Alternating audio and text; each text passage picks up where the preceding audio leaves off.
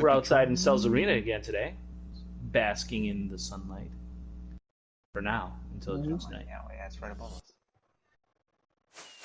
So how's everyone doing today? And what are you playing? Good. Doing great.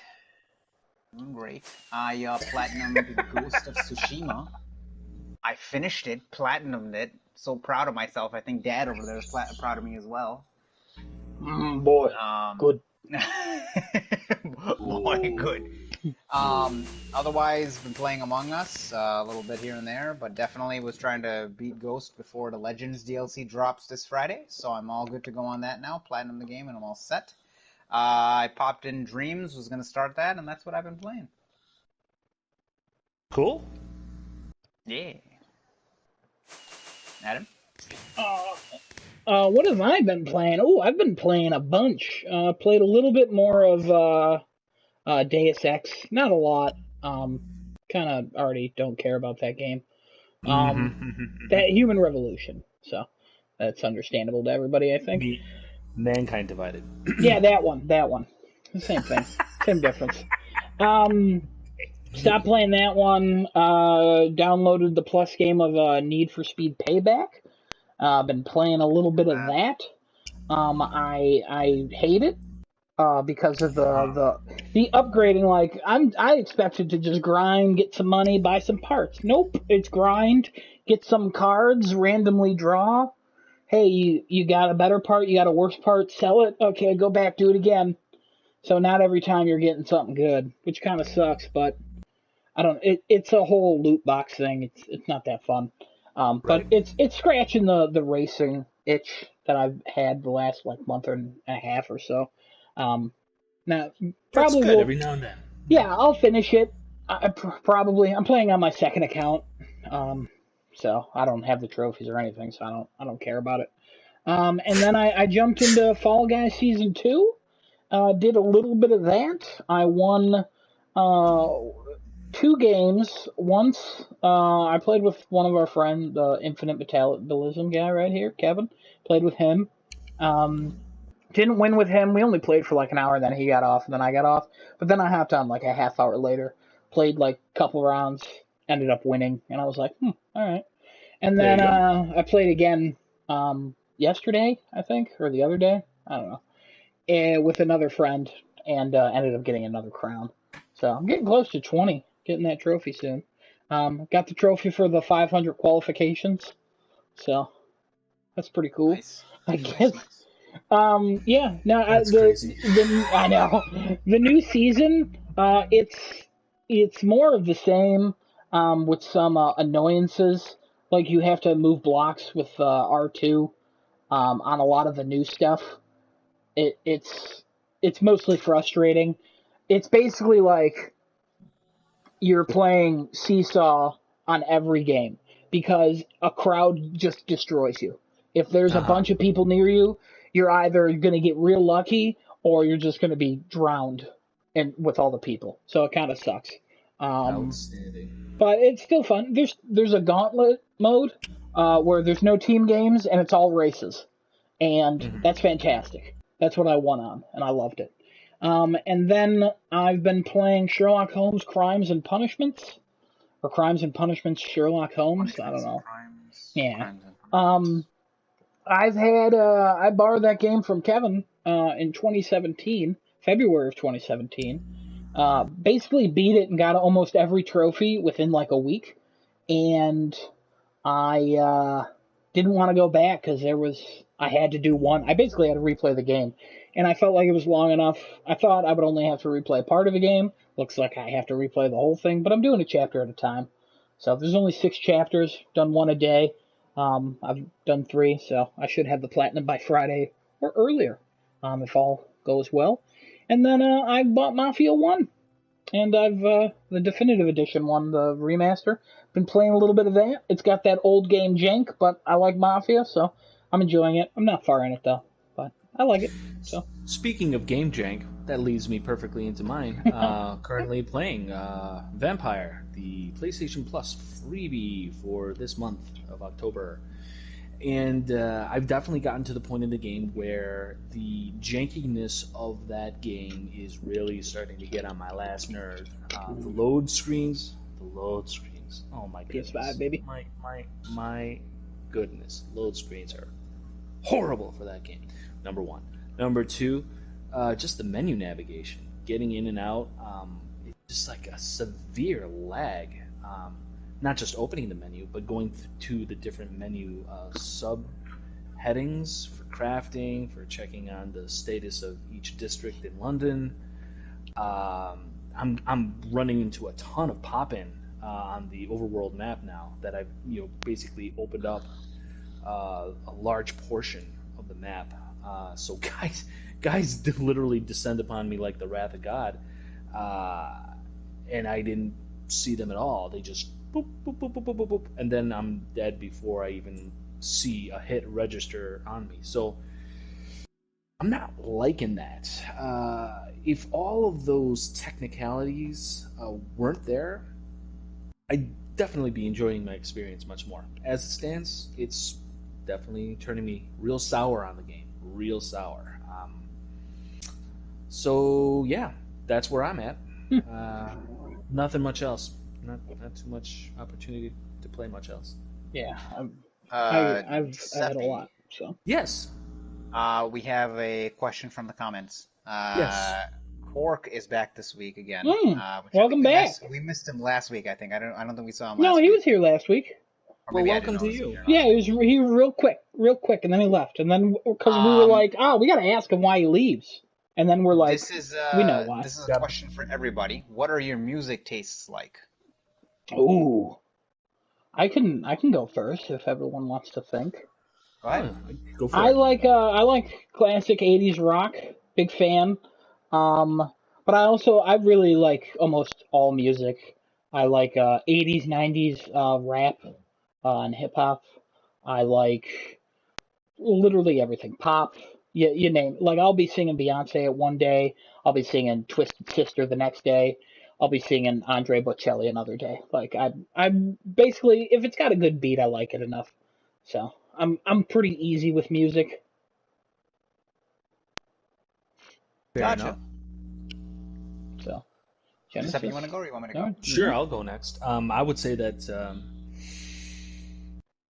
I have a fairly eclectic taste in music. I'm sorry, I can't do it. Can't do country. Can't do old country. Can't do new country. With some caveats. Johnny Cash, A-OK. Waylon Jennings, A-OK. Outside of that, not down with the country. Love classical, especially when it comes to more modern interpretations of orchestrated music. So you can see some of the best examples right here in video games. Just seeing how orchestrations really add emotional dimensions to games in ways that I feel like are actually outclassing and outpacing those same kind of emotional beats in film. There's just too many examples to list, so I won't even begin. But if you're a fan of video games, you know what I'm talking about. So yeah, I love just about any. Honestly, I just love good music. I'm not a music connoisseur guy. Yeah. I'm a movie guy, and in this world in which we all live, there are music people and there are movie people. I'm a movie guy. There may be few out there that claim to be both or neither, but that's all a false narrative. At the end of the day, there's only one or the other. There's not both.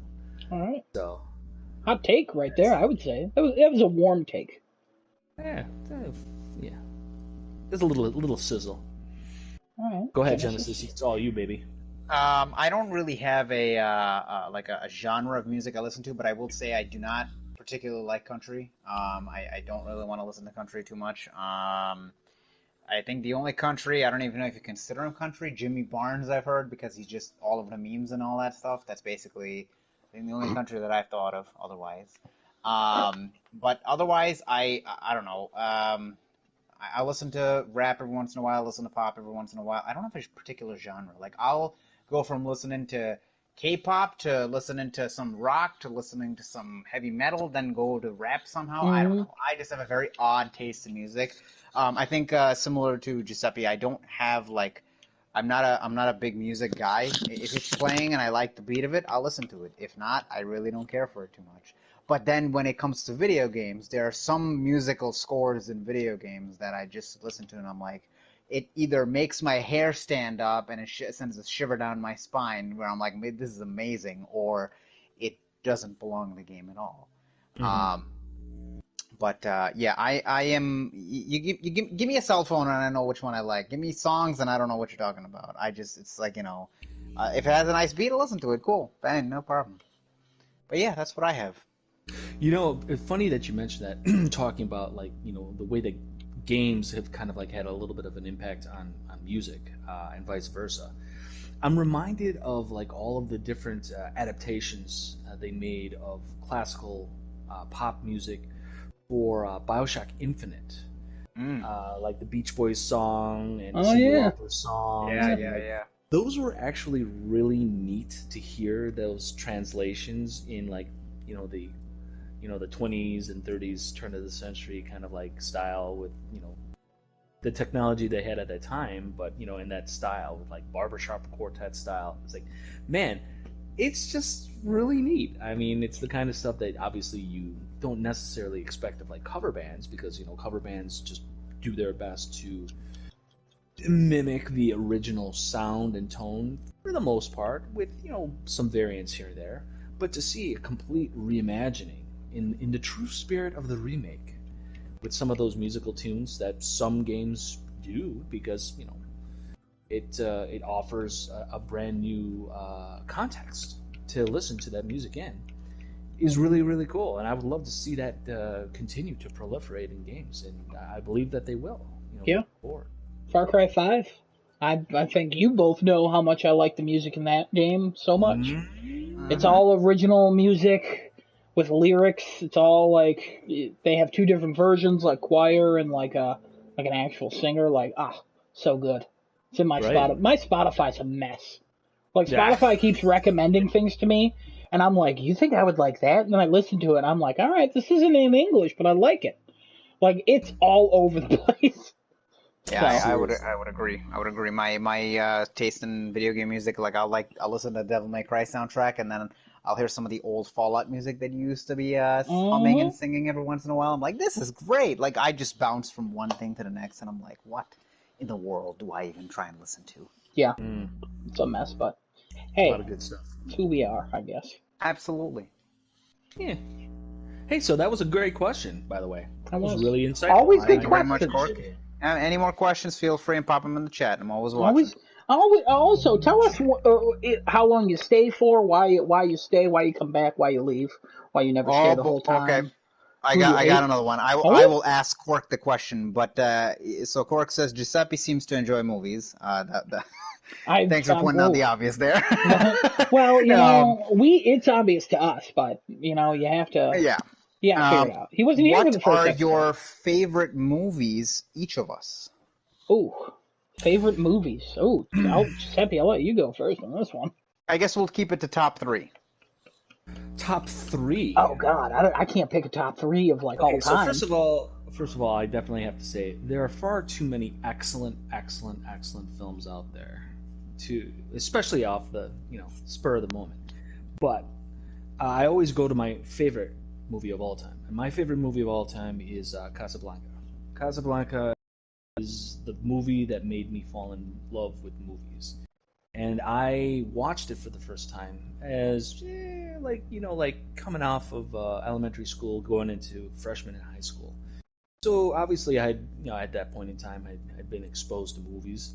But when I saw that movie, yes, it's dated, and yes, it's, it shows its age in some instances. However, despite all of its limitations, production value-wise, there is magic there, and it really turned me on to the power of performance in film. If you have a really good actor and you have some great lighting going on, you can make just about any movie work. and that movie works for me. Other films that I just super enjoyed and I can watch at the drop of a hat at any time. T2, Aliens. I love the original Alien, but Aliens, game over, man, game over. I mean, sorry, there's that. It's just so quotable. The Big Lebowski, my goodness, more quotable. There are so many excellent films out there, and I can't. I literally have to sit and research it for a month for me to come up with a definitive, top 5, 10, 20 list. I can't. So anyone else can go ahead and jump in now. All right, Genesis, you want to go? You go, Genesis. You're fine. Top 3 movies for me, or just top movies in general. I'm always a fan of the Marvel movies. Avengers will always be one of my top ones. I actually quite enjoy some of the older Disney movies. I actually like the original Lion King.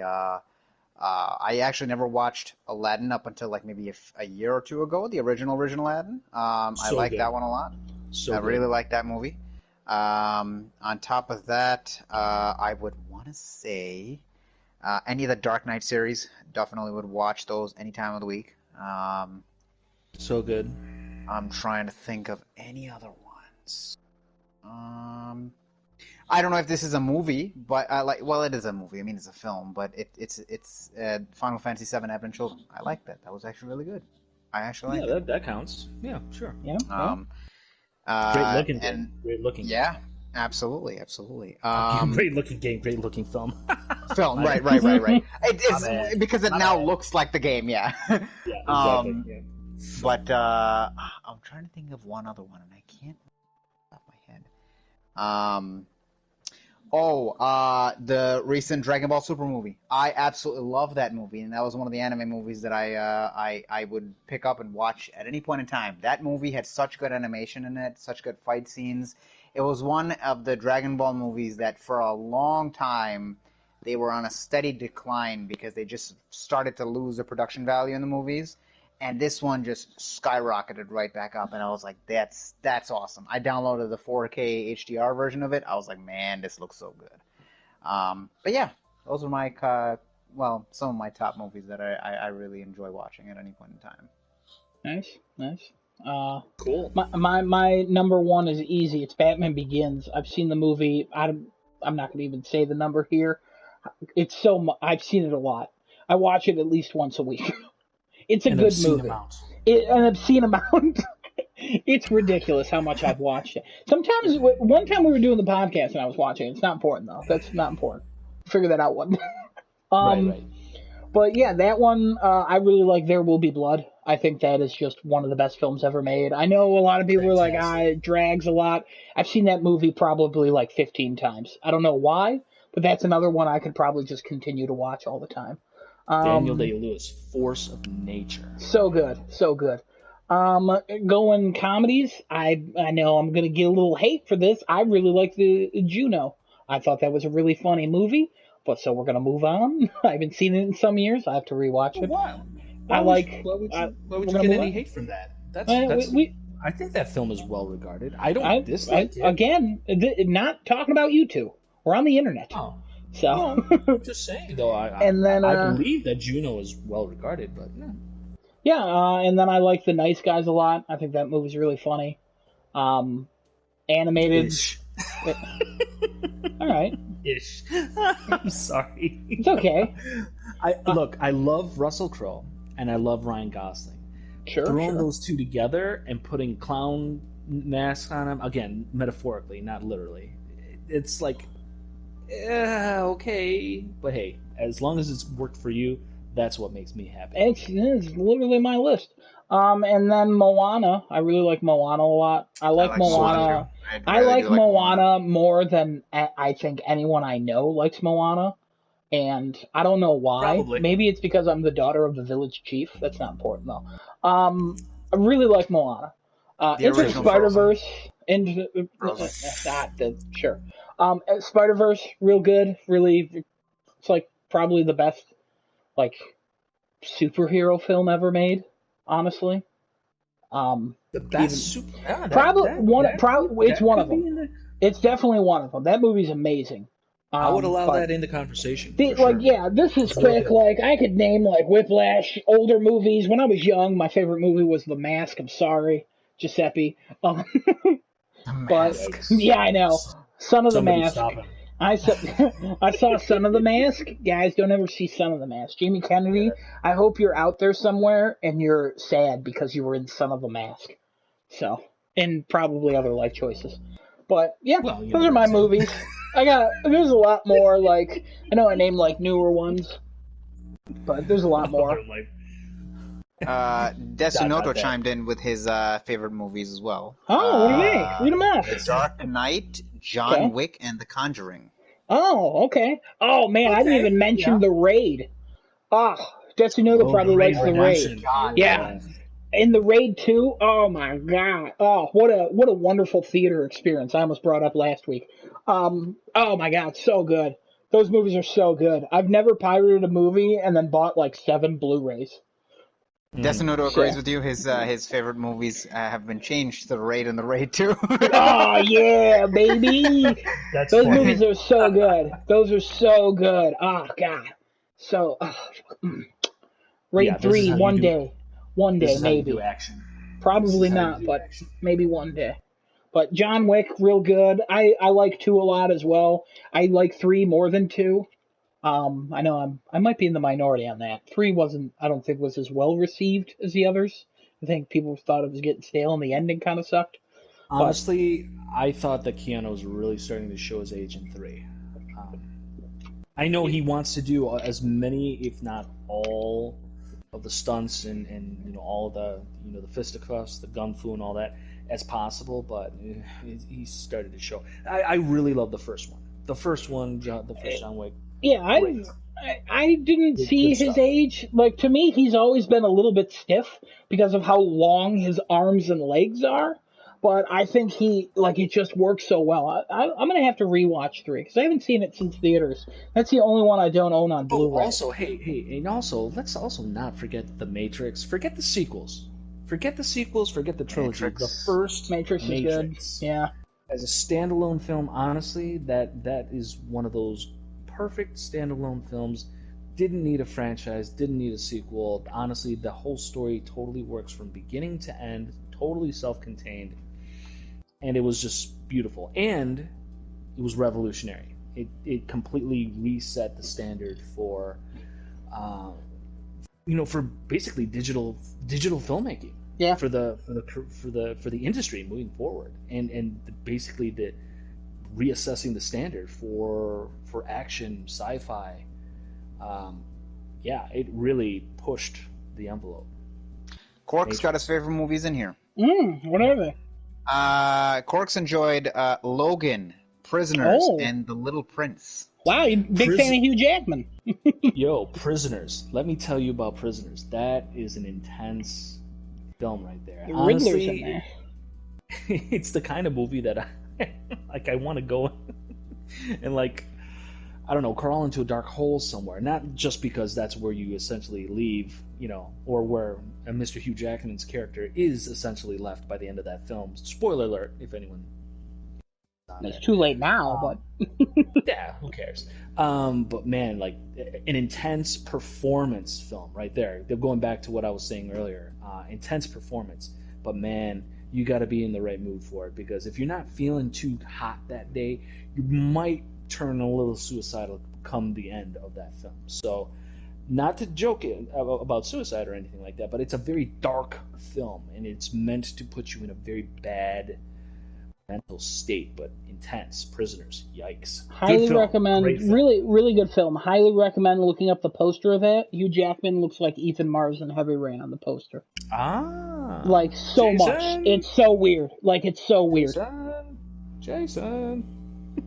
Desinoto's adding a couple more. Joker, I Am Legend, IP Man series. Okay, It Man. The first one's great. The second one involves too much wire work. The third one's a little bit better. Don't like it. Didn't watch the fourth, and I think they're on the 5th now, and it's over. No, I can't continue. But I respect it. I love Donnie Yen. Oh, everyone does. Everyone should. Yeah, he's a very likable guy, and he's he does his work for sure. What was the other ones that you said? I'm sorry, A Joker and I Am Legend. Those are choices.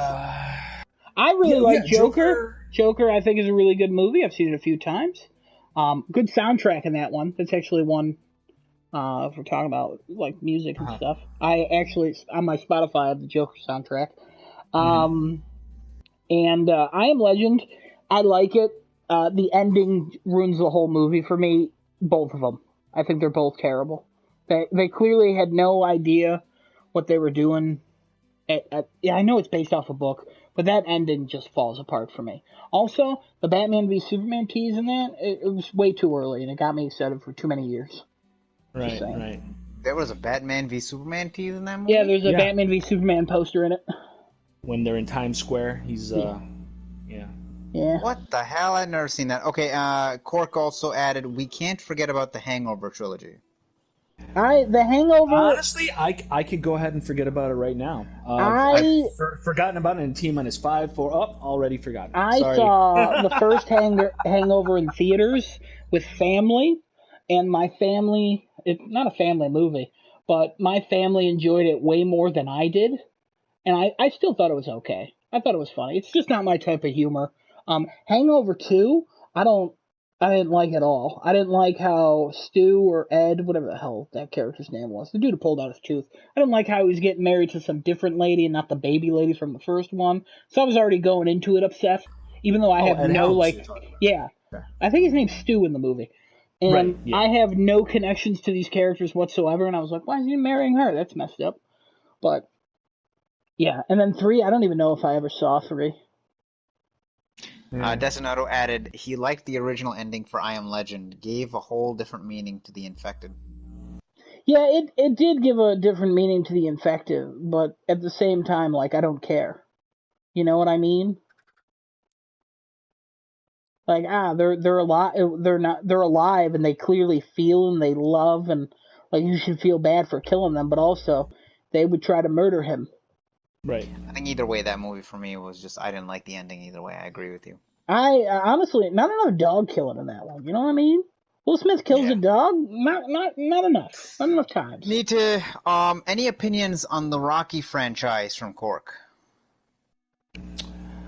Well, the Rocky franchise continues to go on with, I believe. Well, we're counting the Creed films, correct? As part of the I would assume. Okay. Is that part of the Rocky timeline? Yes. Yeah. Oh, that's Apollo's. Well, I don't think he's seen them, so I don't. I have not seen. Yeah, I've not seen. I didn't know that's why I didn't see him.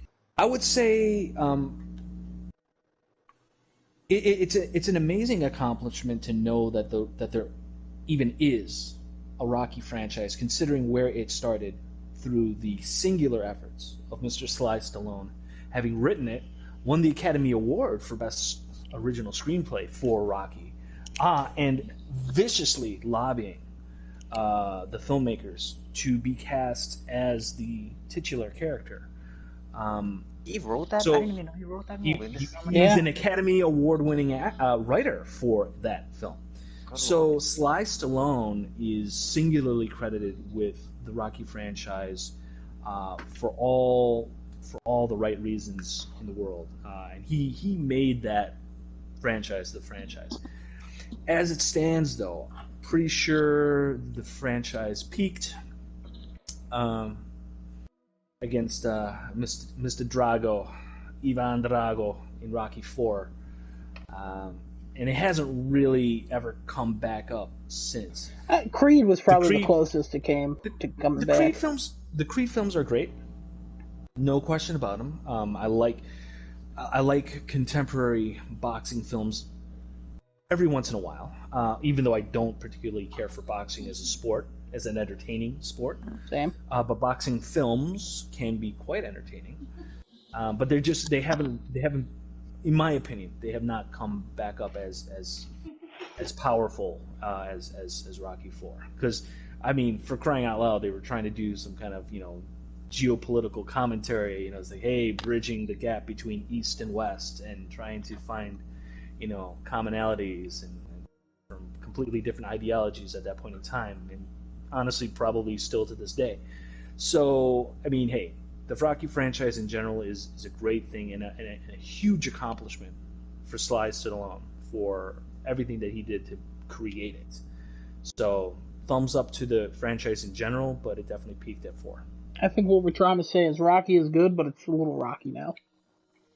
A little rough around the edges. Exactly. Slightly, only slightly. Any more? We No, got but any it's good more? stuff.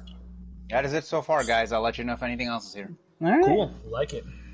Good stuff. Hey, so let's slide into like some kind of a formalized topic of conversation. Because nobody else really put anything out there before we started broadcasting, I want to know what the panel has to say in regards to the Marvel's Avengers game, the multiplayer live service game that seems to be having some trouble maintaining a player base. What is it? Around 1,000 players on Steam per day. So therefore, people real are low having, like that.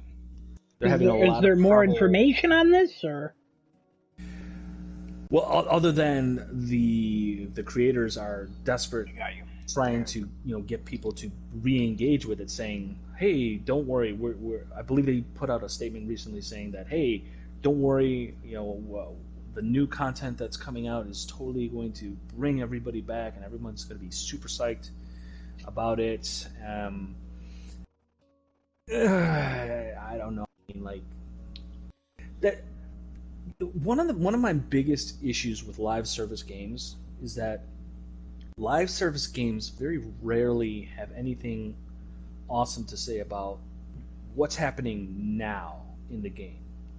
It almost always seems like they're talking about what patch fixes that they got, rebalancing issues, and what's coming down the pipeline in terms of events or new chapters, DLC, what have you. It's always the promise of a better tomorrow as opposed to focusing on today.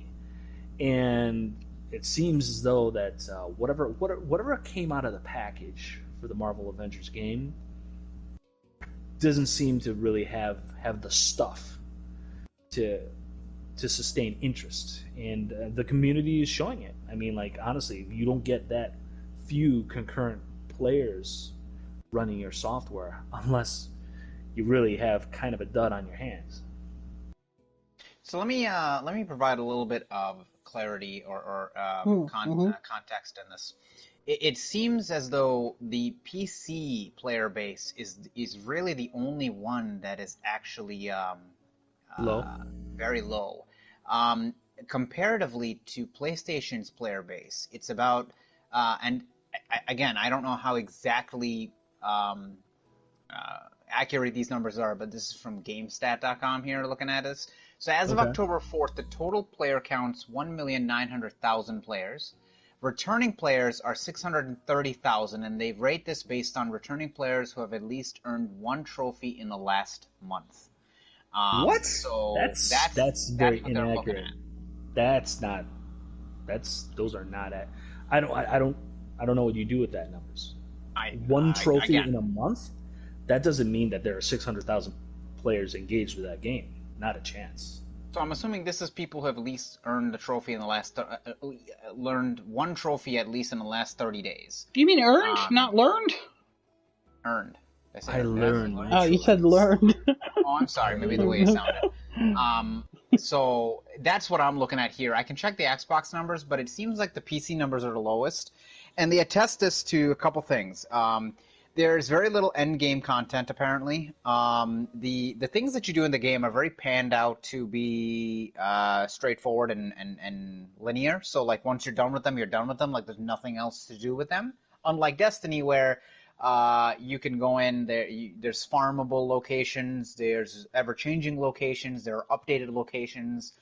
Nothing seems to be changing in Avengers from what the internet seems to be saying about this game, and that's not just coming from the PC base. That opinion is coming from everywhere, but it seems as though the PC base is the lowest base out of the three, which is the Xbox, PlayStation, and PC base. Which is quite honestly the worst place that you want a low user base, because that's your widest market. That's your largest market right there. is PC. Typically, yeah. Yeah, typically it is. So I would say, based on that alone, I think it's not a far cry to make a reasonable presumption calculation that the consoles aren't doing.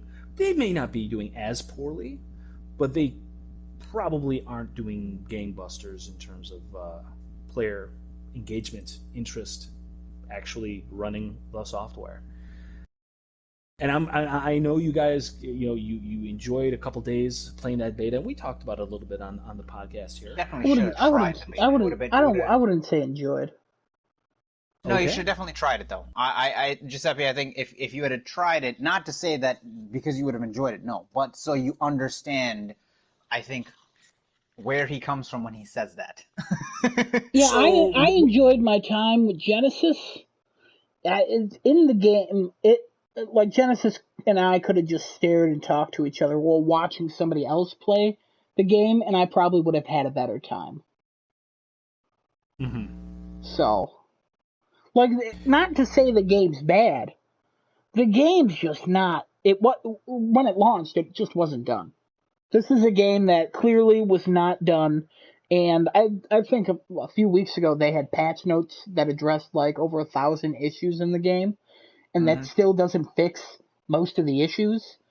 But a player base being down, it's probably because it's getting close to the end of the gen. People are saving up, so people probably didn't buy it as much as they hoped. Also, money's tight. Talk about that. Giuseppe, you bring that up almost every time we do one of these. It's real, yeah. It's So, real. I mean, they add some cross-play, and they put it on Game Pass, it'll explode again. Like, it'll fix itself eventually. It may, but at the end of the day, it also has to be a good game. And everything that I saw about the Avengers game, from a gameplay perspective, I have no idea what the ambition of the story, if it's interesting, if it's even something worth your time, if it's even worthy of the kind of story that they would put in the books. Who knows? I have no idea about that. But from the gameplay footage that I saw and all the promotional stuff they put out prior to launch, nothing about everything that I saw there did anything, like, nothing excited me about that game in terms of playing. And honestly, knowing that it was a live service, pairing that idea with the kinds of footage that they released, honestly, it just harkened me back to the Division beta, the Destiny beta, and just about any other kind of live service multiplayer game that had come out in recent years that I dabbled with, just to see if this time was going to be the time that I was going to really, enjoy it and get into it. And I was like, no, this is just dumb. It's just mow through trash mobs, get some loots, grind out levels, grind some more loot, more trash mobs. Like, none of that. That's just numbing gameplay to me. And for an IP that features the world's greatest heroes, the Avengers, and what? How many supervillains do you fight in that game? Like 2 or 3? I think that's it's ridiculous. 3.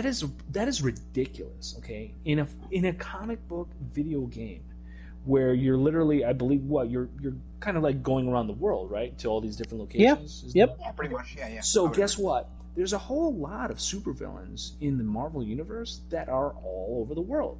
Guess what? Well, what would be interesting if you actually got to fight some of them. That's ridiculous. Trash. I'm sorry. The trash. This is going back to, like, maybe a little play off of my whole fanboys. Trash mobs must die. But legitimately, That's legitimately, trash mobs should die. This is this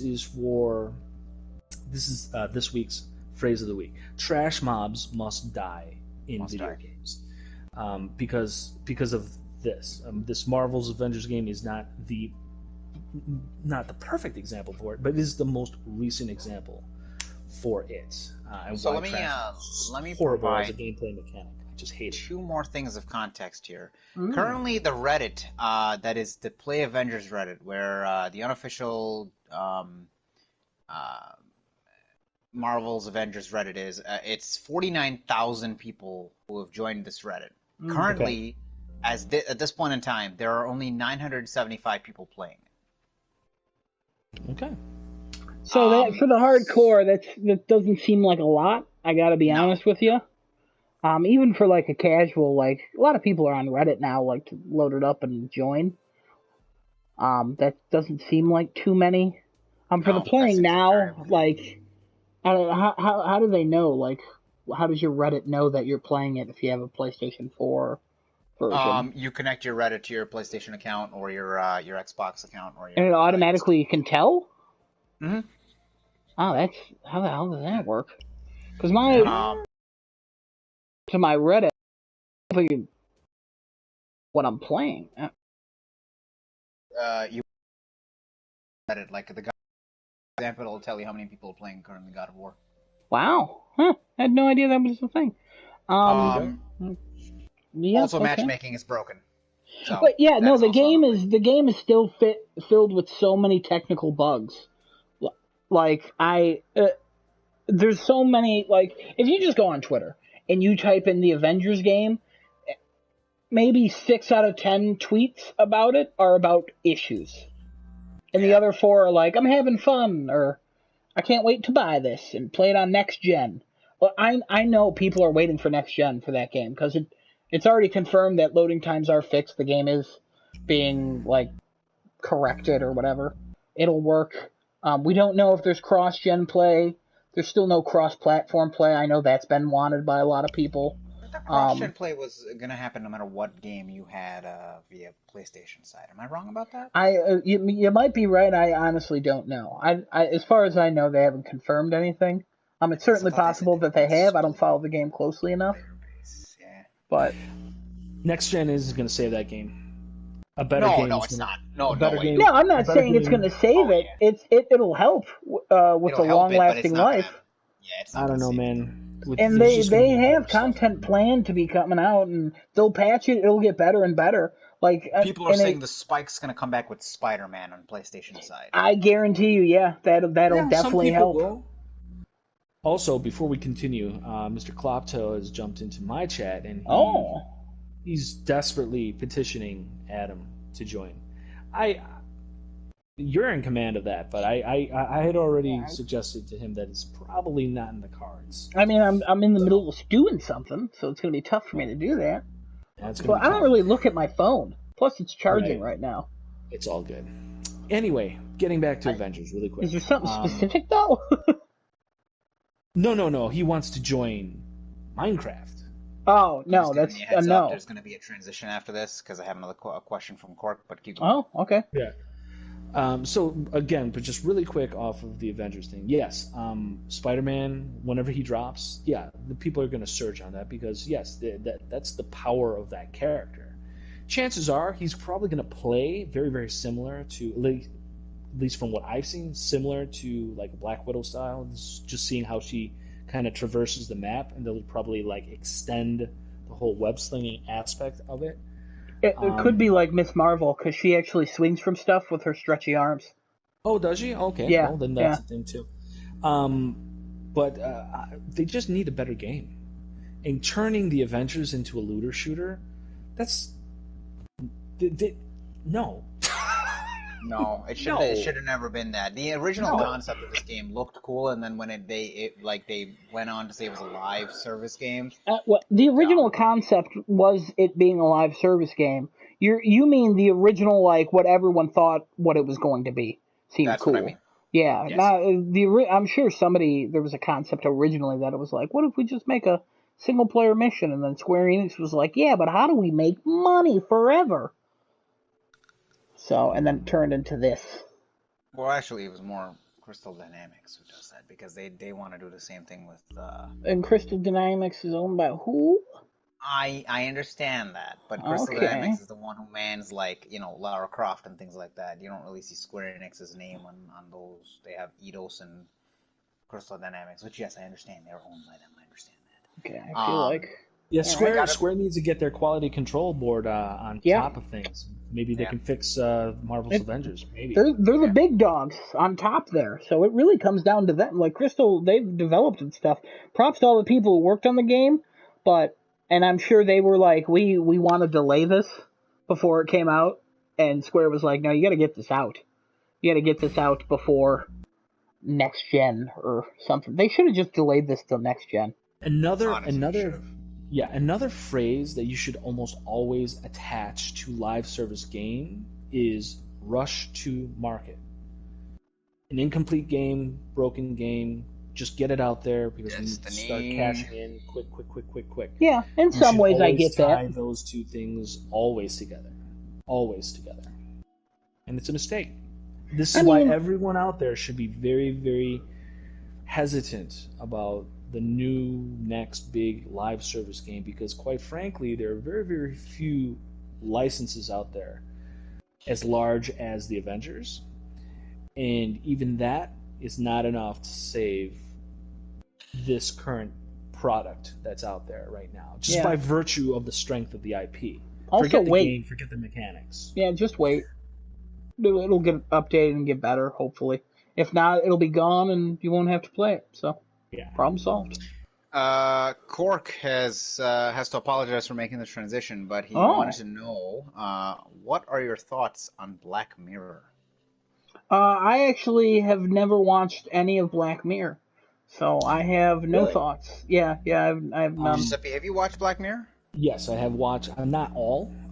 Yeah, I'm not definitely caught up watched. either. Definitely watched a few. I got to tell you, really good stuff. Good imaginative stuff. Yeah, I really like Black Mirror. There's maybe one or two episodes that I don't like, but yeah, I really like it as well. Yeah, this is like the true proper updated Twilight Zone. This is really what Black Mirror is. With today's sentiments towards edginess and social commentary and being just going right for the jugular with what they're trying to say.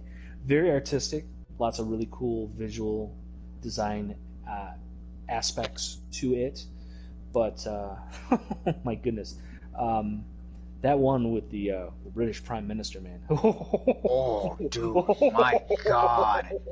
I saw that. I was like, bro, what are they trying to do here? I think the one with the I'm museum, still. Oh yeah. Yep, that was messed up. I was like, bro, what in the hell is going on here? And then the one with the chick from Jurassic World and the karma system for society. I don't think I've seen that one, but I kind of know what you're talking about. Giuseppe, that is a main watch. Definitely watch that one. That is as close as it's going to hit to home at this point in time. I believe it. Yeah, but Black Mirror, great stuff. I mean, very good show. Good for them. Keep going forward with that. That's all. And I love they're all their own self-contained thing. It's not necessarily the one where you can record your own memories and watch it back. Right. That one's really good too. I don't think. I mean, I haven't seen a ton, but of the ones that I have seen, I've never left to saying, "Oh man, well that was a dud." No, I mean that's a dud, but otherwise they're all pretty good.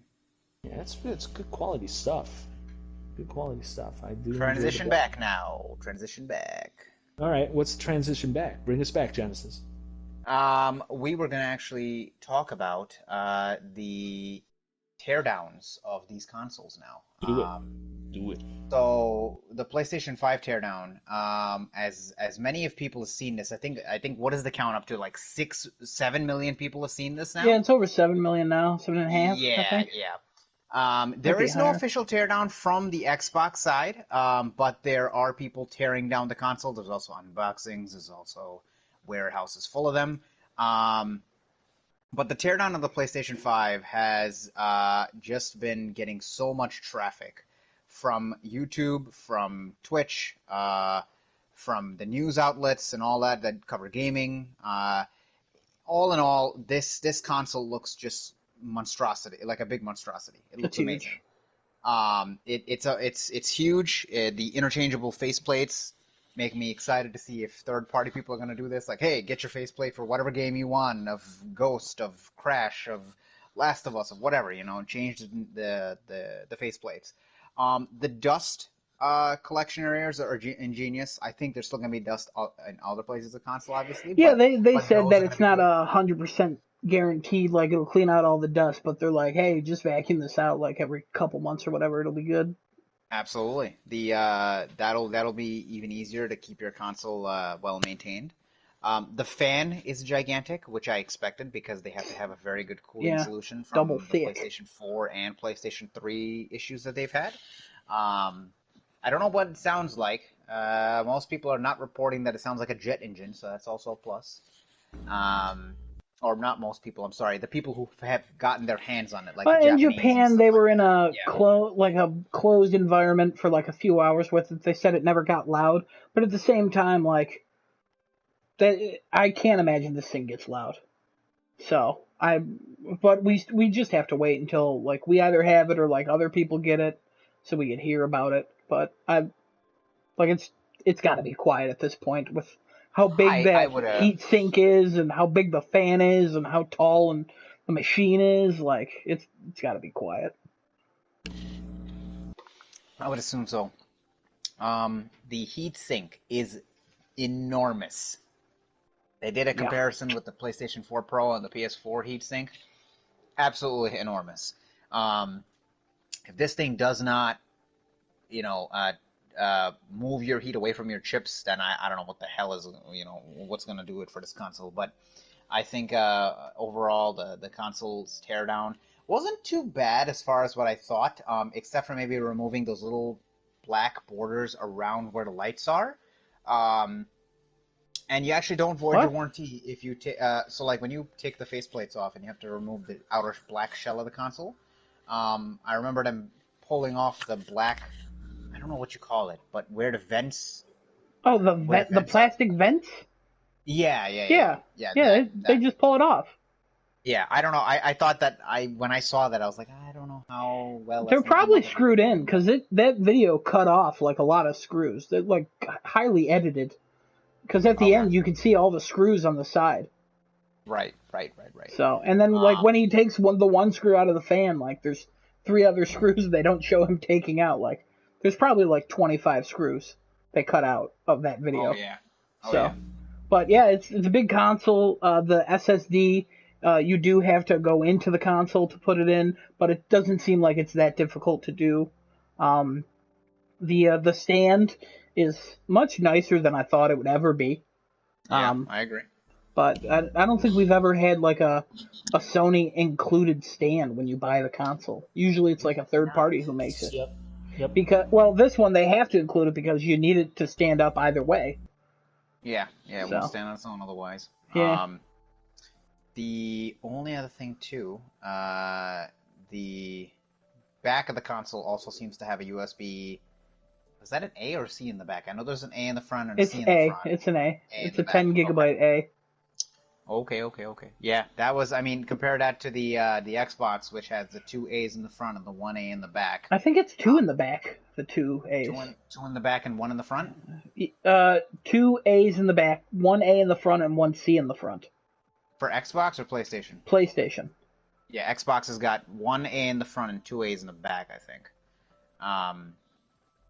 But I saw one of the comparison shots between the two, and they just, I don't know. For me, the PS5 just looks very articulated in I how they I don't care put what the everything back looks together. like. No, the inside. I mean, the teardown Oh, part, the the inside. plastic. Yeah, like I saw something where it was like, it looks like Sony put everything inside and then they just designed the console around it, while Xbox made a box and then they just fit everything in it and stacked it. That seems And appropriate. I was like, that's a genius way to put it. I think first and foremost, I think the PlayStation 5 looks ridiculous. I still think it looks like it's massive. It is so large, and I think it looks ridiculous. But I'll tell you one thing: I can't wait until it looks ridiculous in my room. That's There you what, go. like I know it looks stupid, but it also looks cool. The removable panels are exciting for the future. I'm curious to see how easy it is to put those back on. They didn't show that as well. The man just disassembled a PlayStation 5 and then looked at us, and then he was like, bye. And then I was like, all right, put it back together now, bro. Yeah, bro. I would have to agree with that. So he's probably. Well, can you imagine if he's still in that room trying to put it back together? Like, where the hell did this go? What the? Where did this come from? Ah, shit. What? Ah, okay, it's back together. Why are there 6 screws left? Oh no. But he probably They do knows. seem to have a much better cooling solution this time around. Well, But the heat sink in the biggest- PlayStation 4 is literally the size of a small notebook.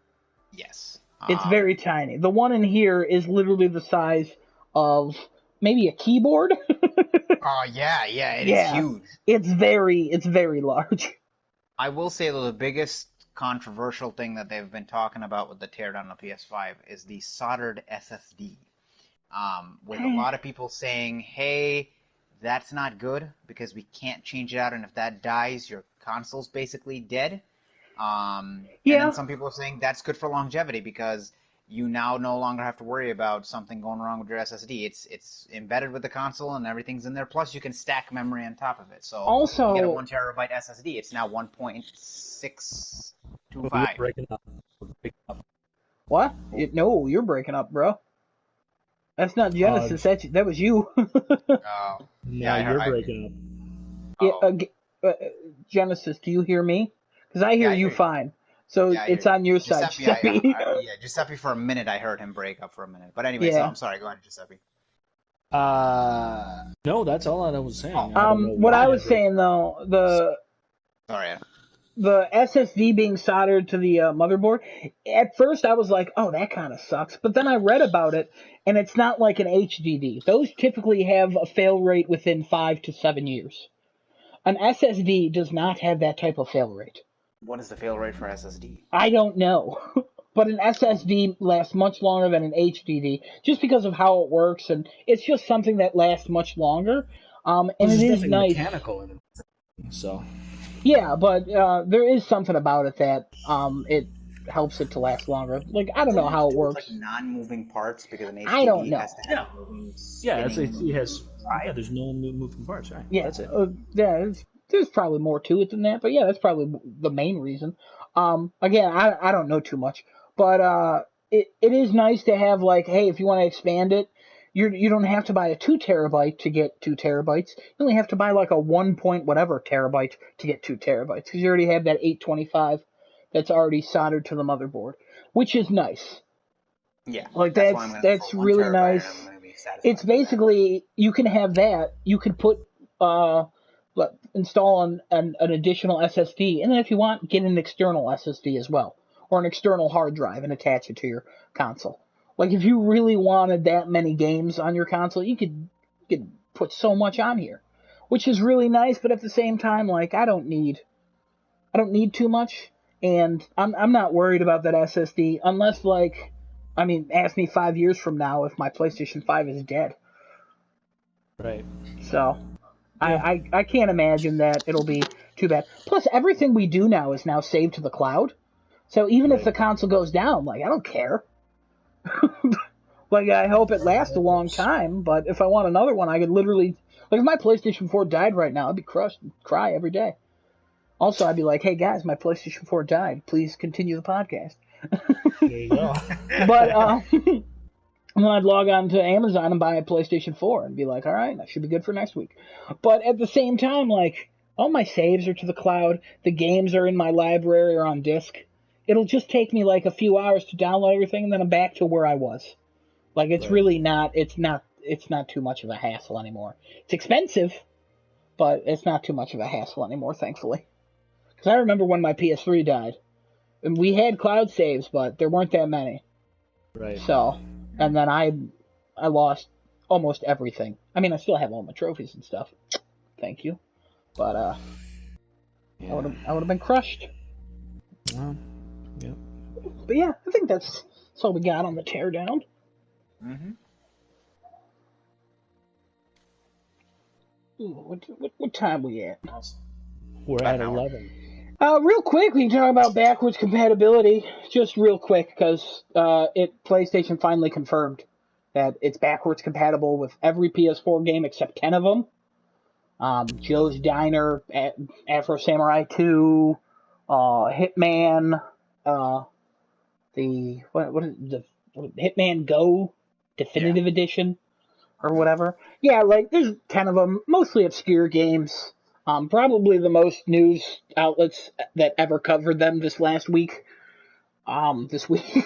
So, but it's nice to get confirmation. And then they've also said like certain games will be boosted, and then a bunch of developers, like Sony first parties, were like, "Hey, this is going to be boosted." So we're going to get a beautiful Ghost on PlayStation 5. Last of Us, yeah, it's all PlayStation 5 compatible stuff. So very exciting stuff. Very excited about all that. So, but not too much. Not too much in regards to backwards compatibility. It's just nice to finally get confirmation on exactly, because it was such a mixed message for so long. Yeah.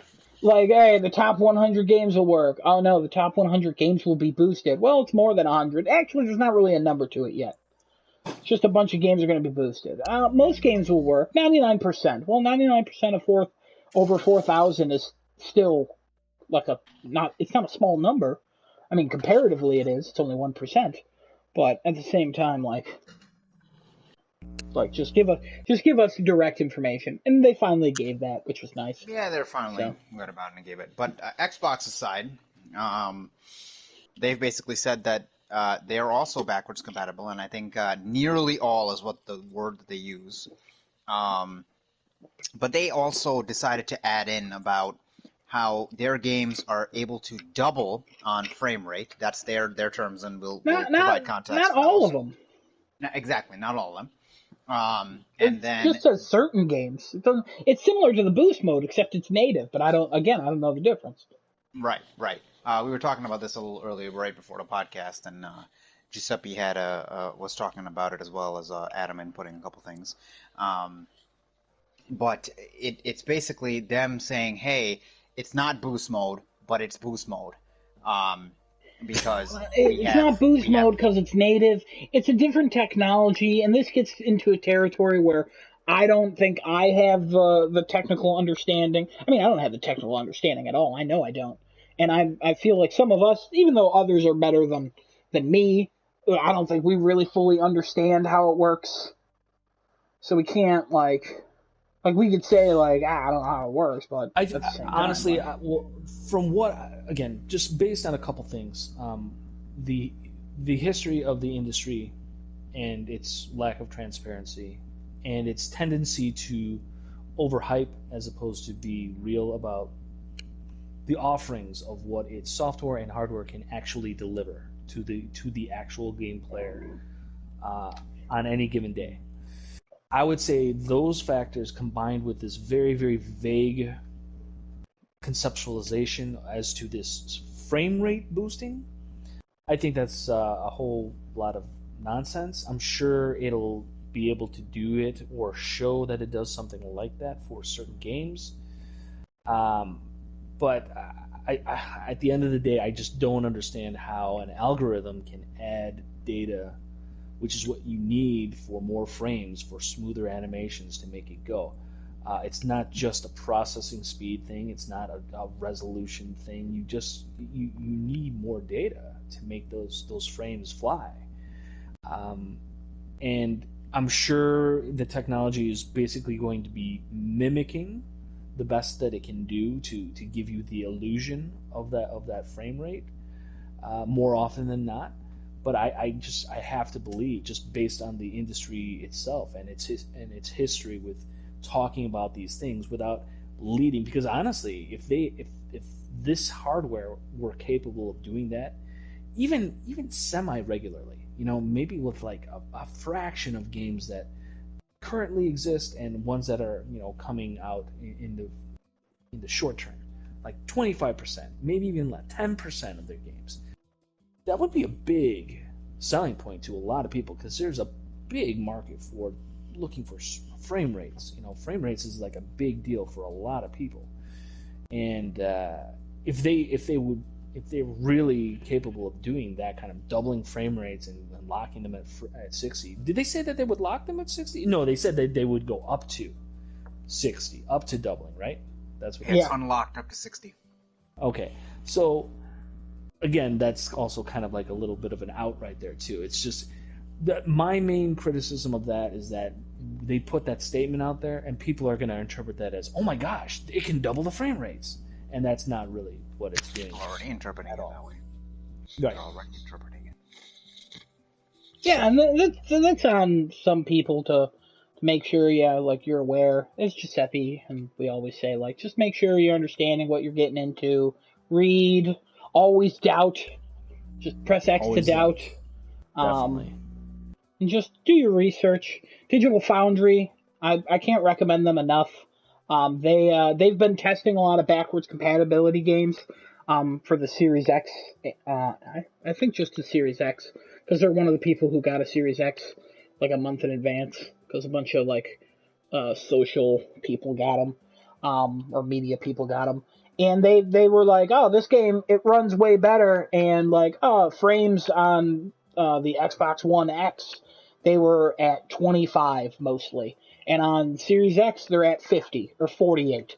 Like, it's definitely improvements and stuff, but like, it's just going off the game engine, is what they explain. They explain it way better than any of us here will probably ever explain it. So highly recommend going to them.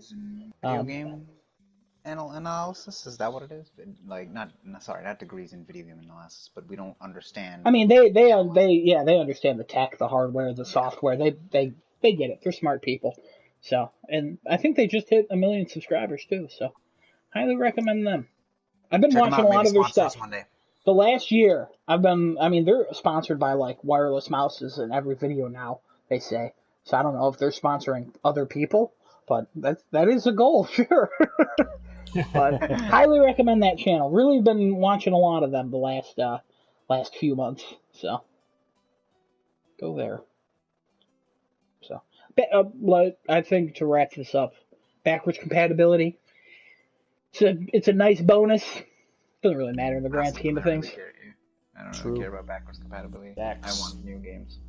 I mean, I'm gonna play like some of these games that I know I'm gonna play Last of Us 2 on PS5, so I can clear out and get that platinum. Unless they do that separate trophy list again, I'm gonna be mad if that happens. I gotta figure that out. That's gonna be the case because I think that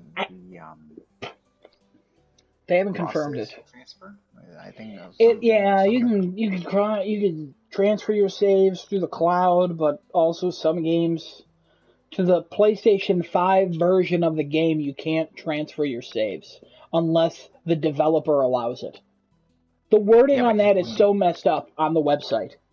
So so you wouldn't be playing the PlayStation 5 version of these games, though. You'd be playing the PS4 discs in the PlayStation 5, right?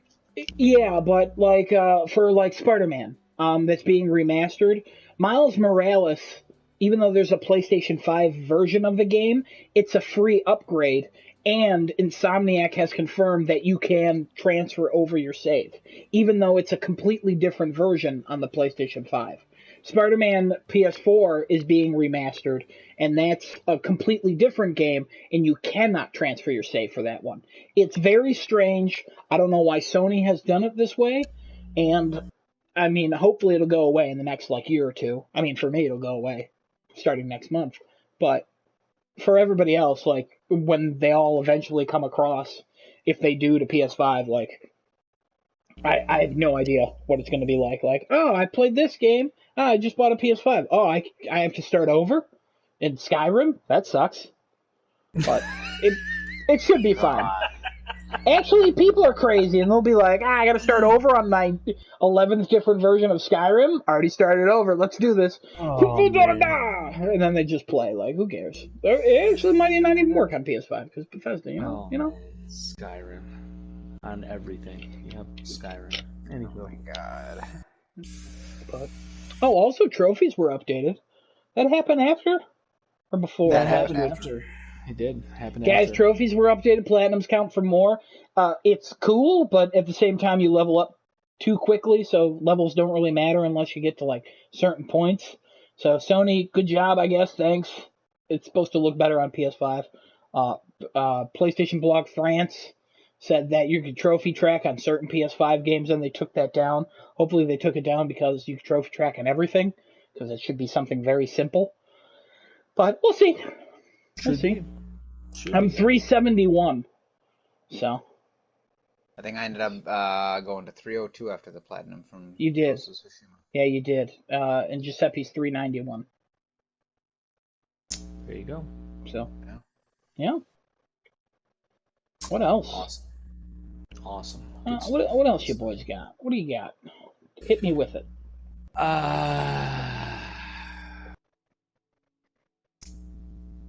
Damn. I got the rumors of the week. Oh, let's do the rumors. That'll take us somewhere. Rumors of the week. All right. So the first one I think is more for Giuseppe here than anybody else. So there is a YouTuber by the name of Grizz Gaming. He has had the luxury of playing both the Cyberpunk and Watch Dogs Legion's demo. And Why? basically he has talked about both. I don't know. I guess he was at some detailing video, some video thing, and like he was able to play both of those. Is this like a popular YouTuber? I don't know. I can check him out and see what exactly his subscriber rate is. Give me 1 second here, and I'll tell you. What are we looking at here? This guy's got about 26,000 subscribers. Not really that popular. He's emerging, I would say. It's not enough to go do that, but all right, we'll take his word for it. But he has about 6 hours in each to combined of those two games playing. And basically, his commentary about the game is that the world of Watch Dogs Legion feels more alive than Cyberpunk does. And to explain is in going in the depth of NPCs in the game and how they react to you. Such as background detail, background NPCs, when you walk past them, what do they do, how they react to things happening in the game. He says that they feel more alive in Legion than they do in Cyberpunk. So basically where this is going is rumors that Cyberpunk's crowd system, which I think they talked a lot about in the previous, what do they call those? The Night City Wires. Yeah, Night City Wires. That it's going to be very extensive, if I remember, or am I wrong about that?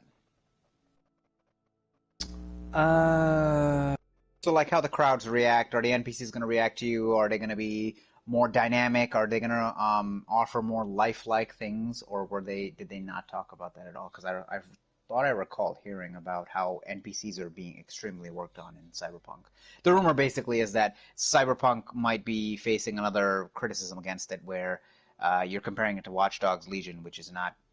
I don't think that game is going to be, anything in any way. Okay, so regarding NPCs in general, not having played Watch Dogs 2, only relating to Watch Dogs, the first one. Yeah. The NPC interactions that were happening in that game, again, Watch Dogs 1, not talking about the newer games. Yep. They behaved in a way that was basically typical of most NPCs in just any kind of open world game or any game in general.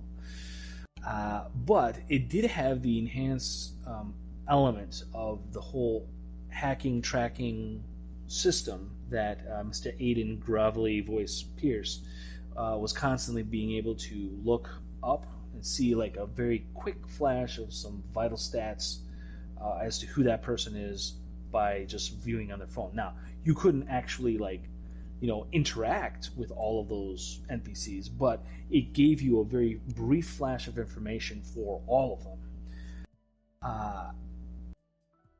My guess is that they're going to expand on that for Legion. There's going to be a higher element of that to it. I don't believe 100% of those NPCs are going to be. You're going to be able to interact with them in terms of like draining their bank accounts or messing up their phone stuff or whatever. My guess is just going to be a little bit more than what you've already seen formulaically speaking. But that to me doesn't mean that your NPCs are suddenly now, oh my gosh, it's like the real world now. No. That's that doesn't make a quality NPC. Just to see like a whole mass of people like run and scream their heads off because a car bomb just went off or something like that. That doesn't make the world feel more alive to me. What makes an open world, NPCs or not, more alive to me as a player is how much I can actually interact with them in meaningful ways, not just press X to get a nonsensical reaction or a dialogue quip from this person walking the street. Talking to as many people as possible that will give you new missions, that you can negotiate to get items, that will gain you access to different parts of the building. Meaningful interactions, and the more of them there are, that's what makes a world more lively. Not just the number of NPCs and the different ways that they are scripted to react to stimuli. It's meaningful interactions, not throwaway ones. Because quite honestly, you can walk up to anybody on the street in Legion or Cyberpunk, and you can try to get them to react to you. Maybe you you flash your gun to them, and they're like, "Oh my gosh, what's wrong with you?" And then they run away from you. Or they're like, "Hey, you don't flash your piece of me," and they flash theirs, and maybe it triggers a gunfight. Right. Maybe almost similar to what they did in like Red Dead 2. Maybe something along those lines. That to me gets boring real quick. And honestly, it's a throwaway that people are just going to instantly forget after they've tried it once or twice, and then that's it. That doesn't make that; those are not interesting, dynamic NPC stuff. It's about making the player experience enhanced, give you a better sense of progression, a better sense of exploration. That's what NPCs need to do.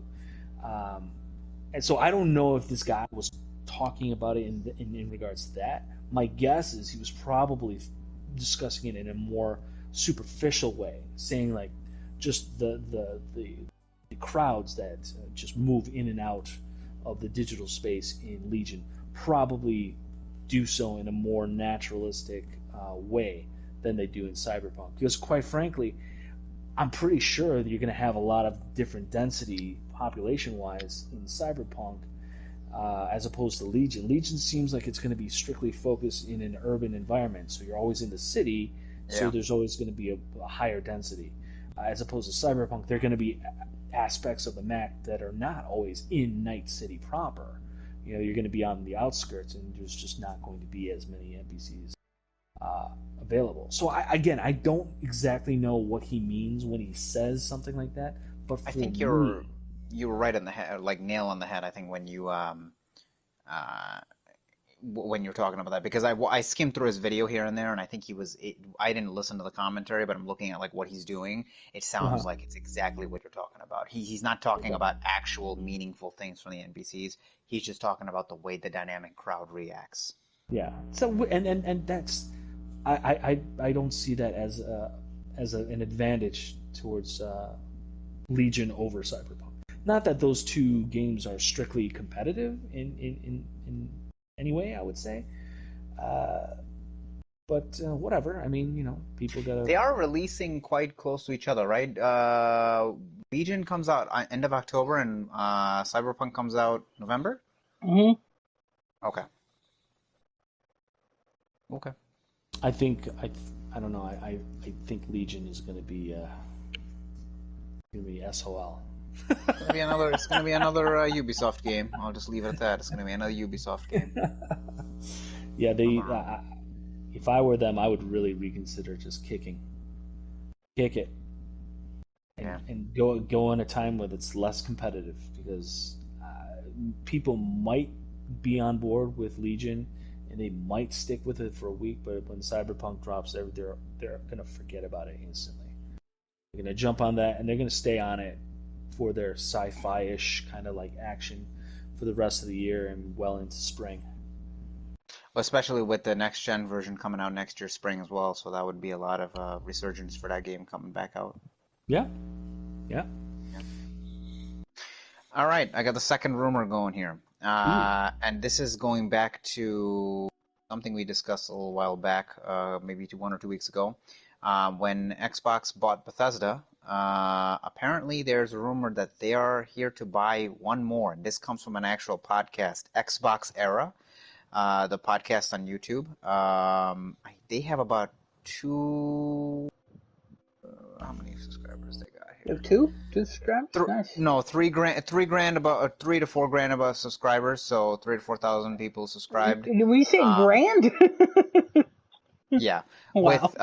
with 3,000 views on the video that I have up here. So basically, a couple of the guys are talking about this, saying that they have one more acquisition to announce, and the person that they're talking about, they had Tom Warren from The Verge as a guest in the episode, and Tom Warren quotes and says, "It feels like they're going to announce another acquisition soon. That's just the impression I get."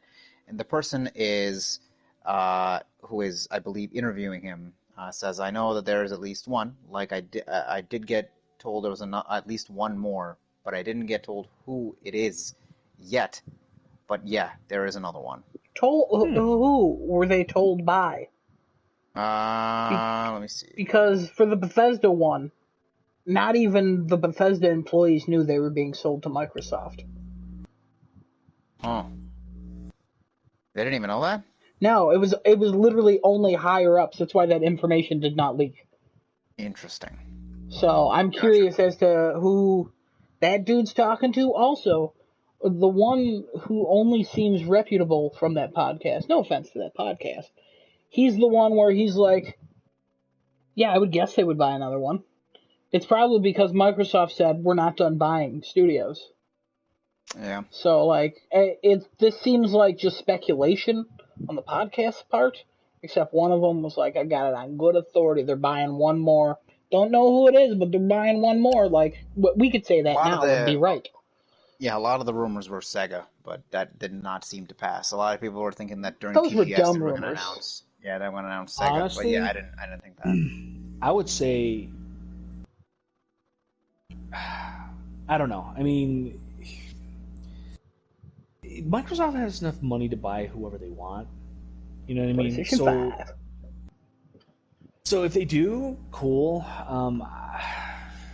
I'm stunned that they haven't done this more often prior to this point in time. You know what I mean?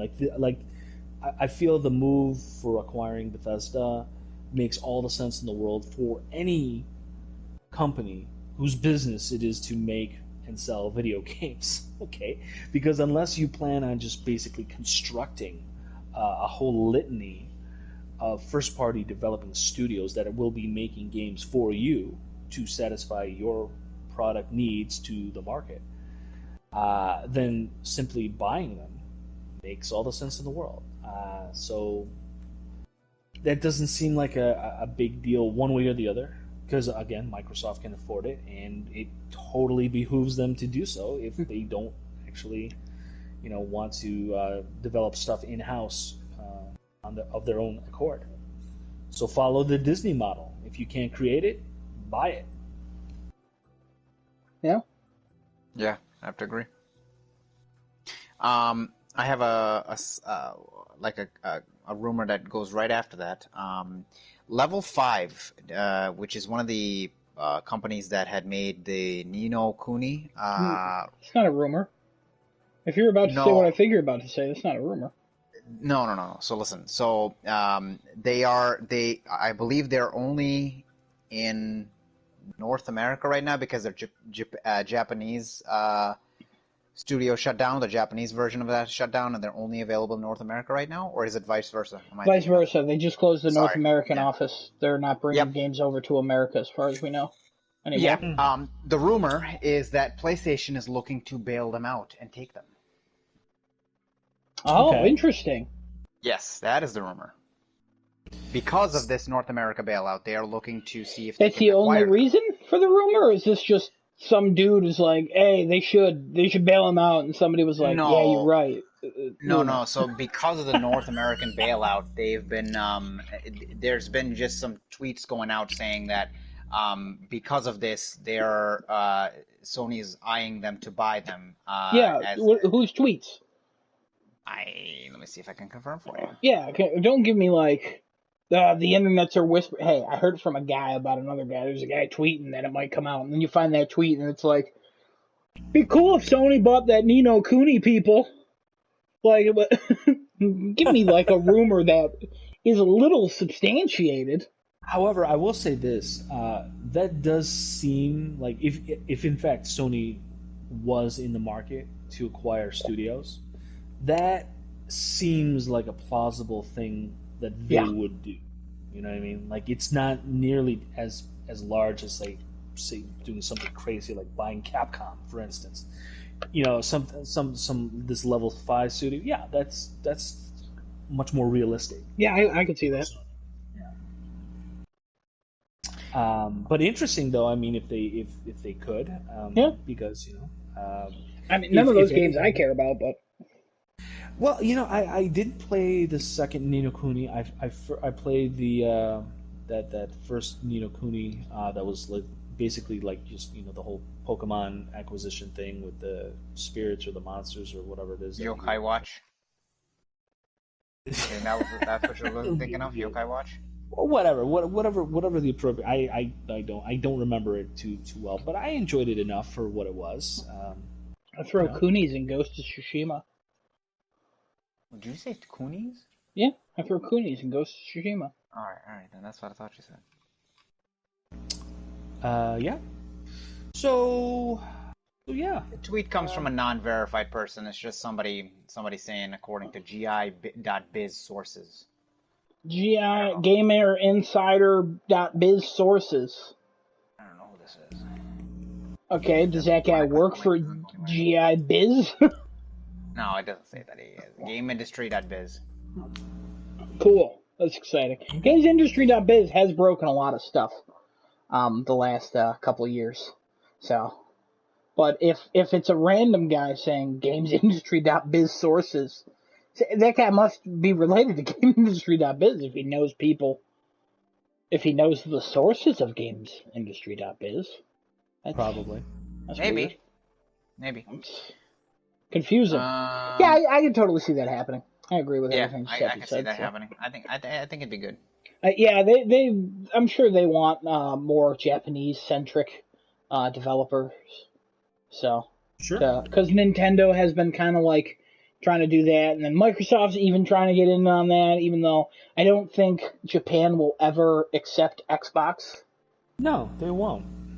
But I mean, maybe in like 50 years, if Xbox and PlayStation But is they alive. but they need to show a dedication to that market that they've just quite frankly not been interested in showing all this time they've been in business.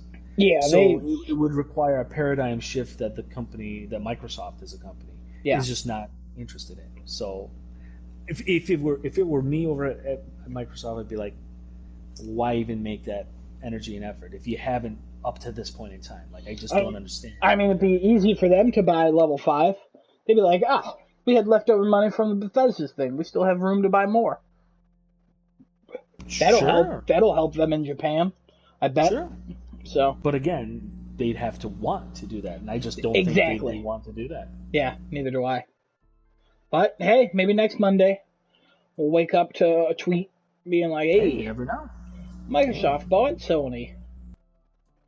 You know, and the funny thing is, you know, like sometimes the world of business moves super fast, just like this, but more often than not, it moves at the speed of mud.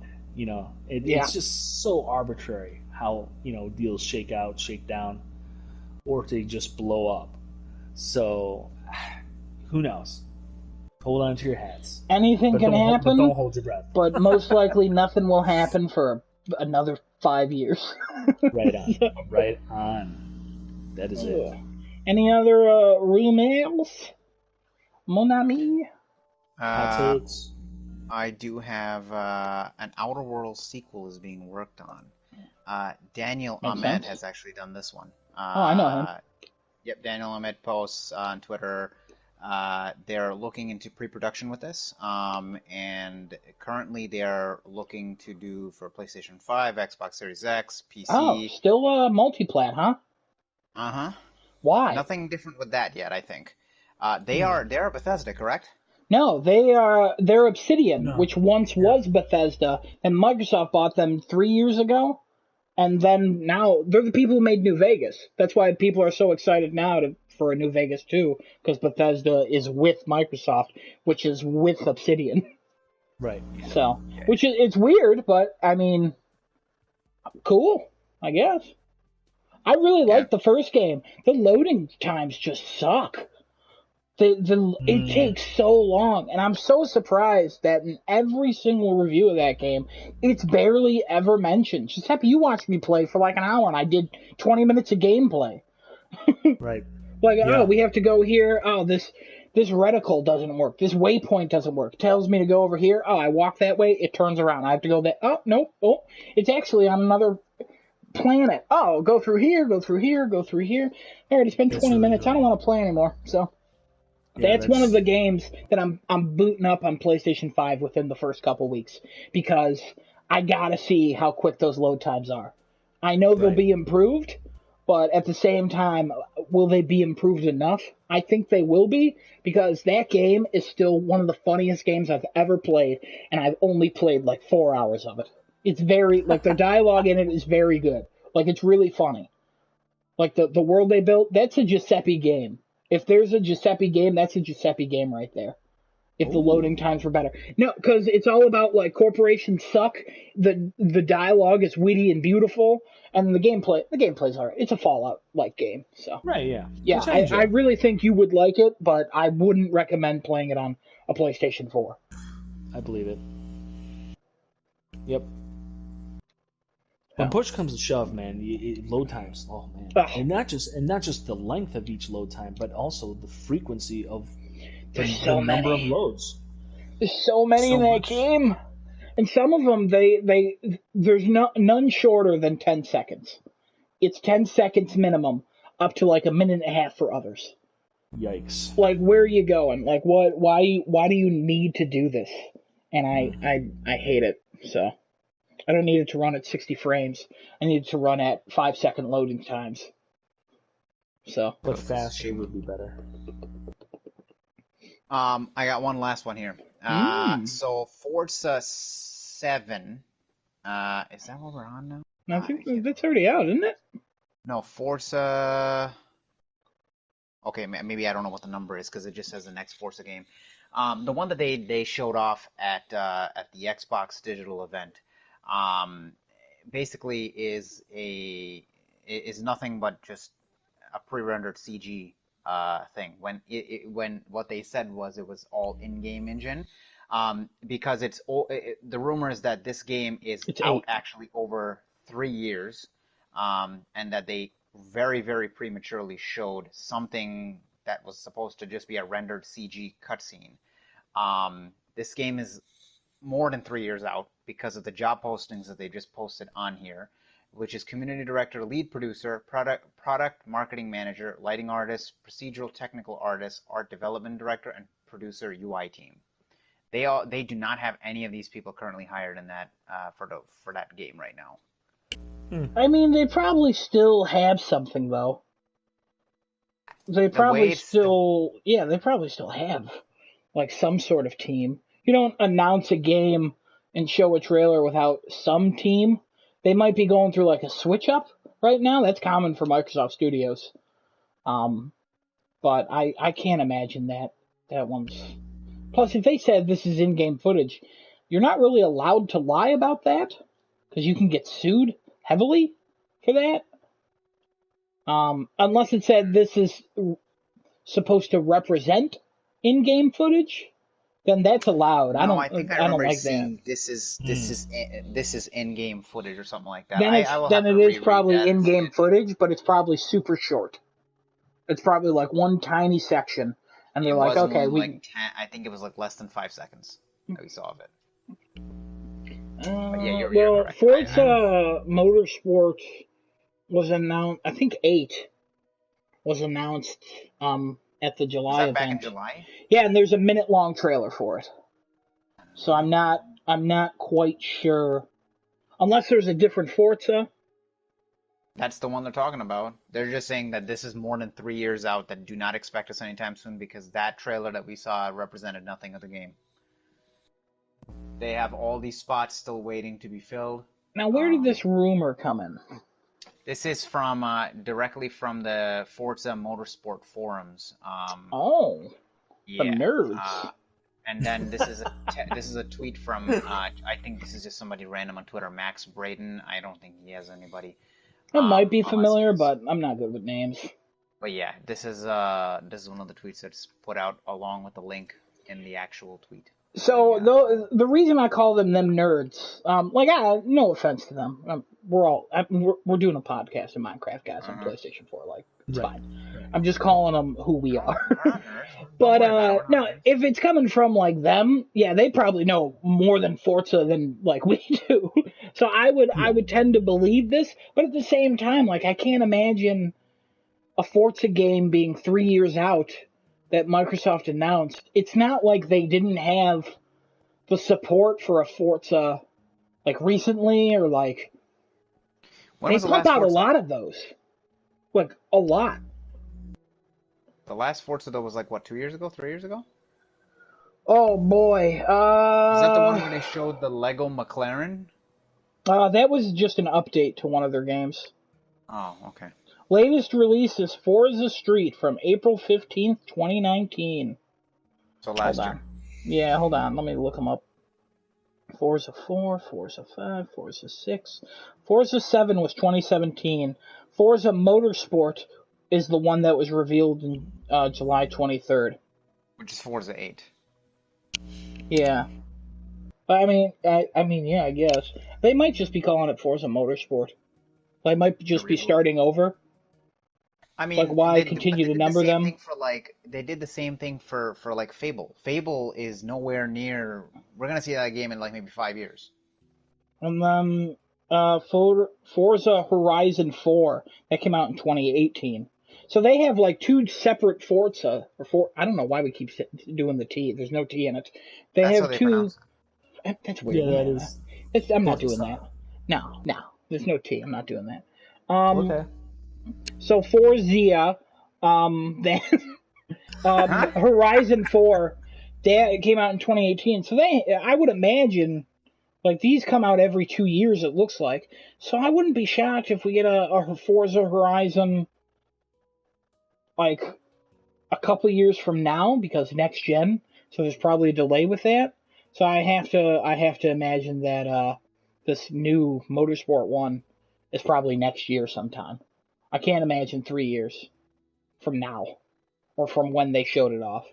Like, that seems too far. A lot of things that Xbox revealed are like 2 to 3 years out. None of these games are coming out next year. A lot of them are far away, but at the same time, I can't imagine a Forza game. By the way, that Forza Street is a free-to-play racing game released on Windows 10 as Miami Street, but then re-released as a Forza title.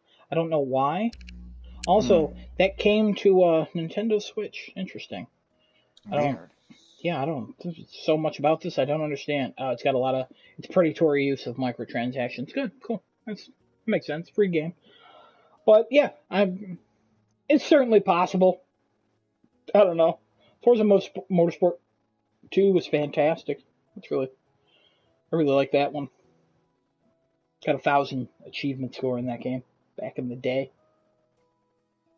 Gotcha. Wow, that was an awful lot. It was a lot of driving. A lot of driving.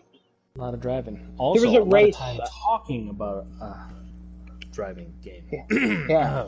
There was a race that I messed up in that. Wake up, we're still talking about it. There was a race in that Forza Motorsports 2 where each lap was like 15 minutes, and it was like a 6-lap race, and I lost in the last lap 4 times in a row. And I was like, ah! A 6-minute race? No, 15-minute laps. 6 laps. Good Lord, yeah, it was like an hour and a half race if you did well.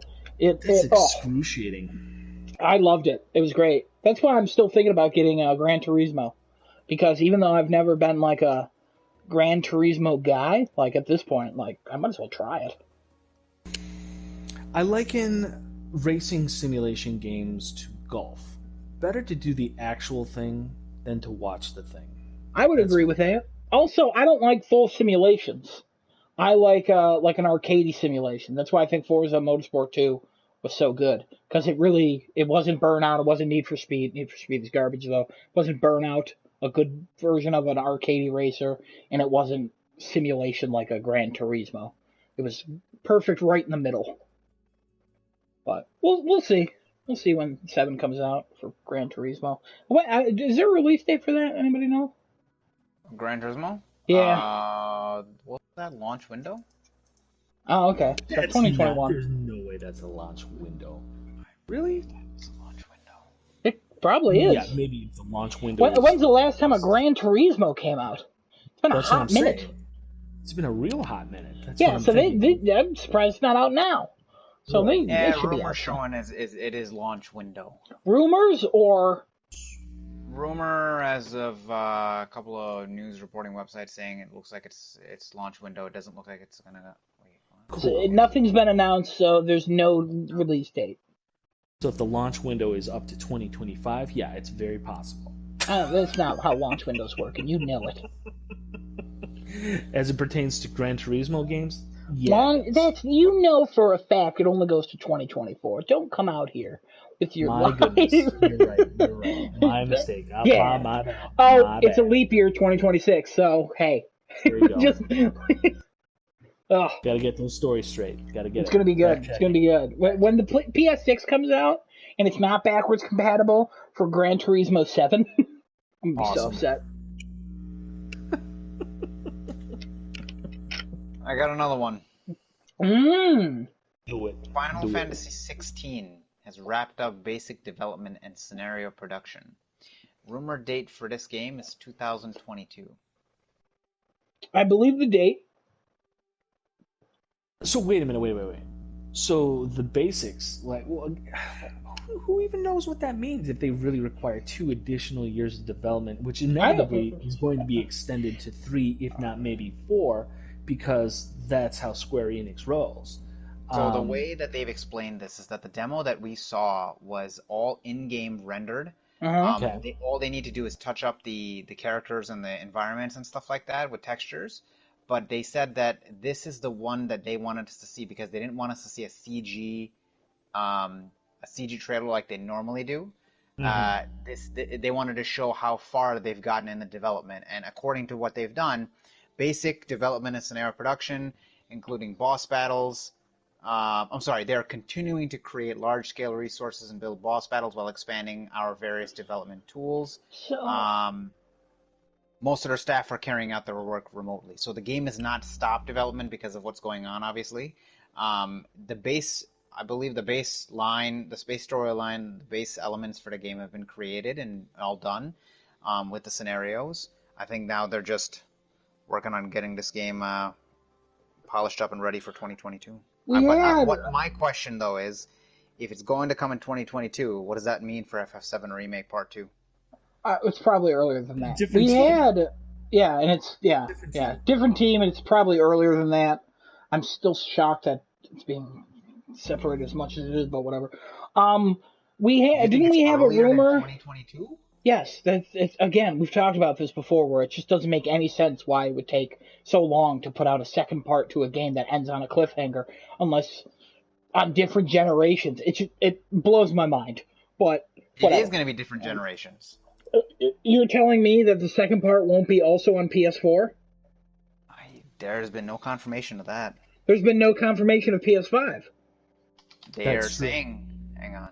Alright, go ahead. Keep but with this one, didn't we have a rumor like a few weeks ago where... Was it Jason Schreier or Imran Khan who said, this game's further in development than people realize? Somebody said that. Yes, and I believe it was Imran Khan saying that. And then with the basic stuff, they probably have, all the assets, they're going to use. They're basically, not at polish, but at this point, they just have to fine-tune the game. They'll probably change, a bunch of stuff. So they probably do need the 2 years. If it's a 5 to 6 year development and they're 3 years in, 2022 makes sense for me. So, but like Giuseppe said, it's Square Enix, so... Could be launching with Gran Turismo 7 in 2026. Like, we don't know. There you go. So There you go. I don't know. That seems like those two things, those two ideas, statements, they don't seem to coalesce for me. Saying that they're done, and then also saying that they need 2 years to polish, that doesn't jive with me. Not at all. That to me sounds like, I don't know, trying to get people a little pre hype is what that sounds like. yeah, good. Okay, yay, lead to development. Great. Do you have something to show? No? Okay. I mean, they showed a bunch. Have you watched They it yet? did. Yeah, I saw that. Oh, okay. Yeah.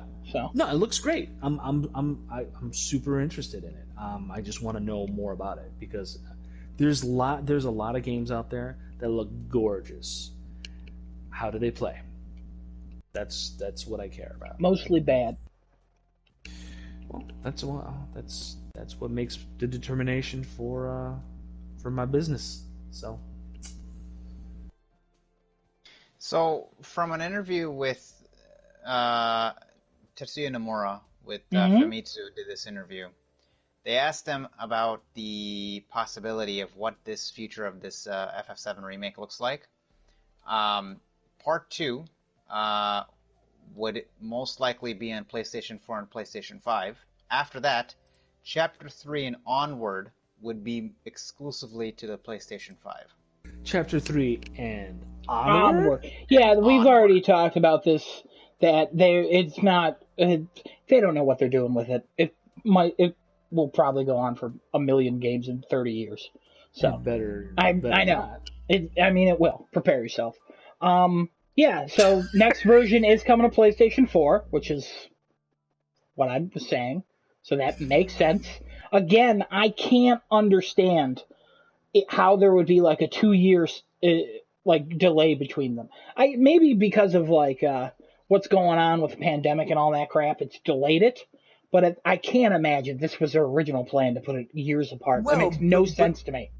But this is the thing. At the same time, though, the rest of the game, at least again, based on what Final Fantasy was before, there's basically a whole planet of locations to go to story-wise for FF7 Remake. And the whole first game was just basically taking place in one city. So there's a lot that they need to build from scratch to get those characters into those different parts of the world. Now, again, it could also very well be that the ambition for the FF7 Remake series of games, who knows if it's going to even be a trilogy now, it remains to be seen what they want to do.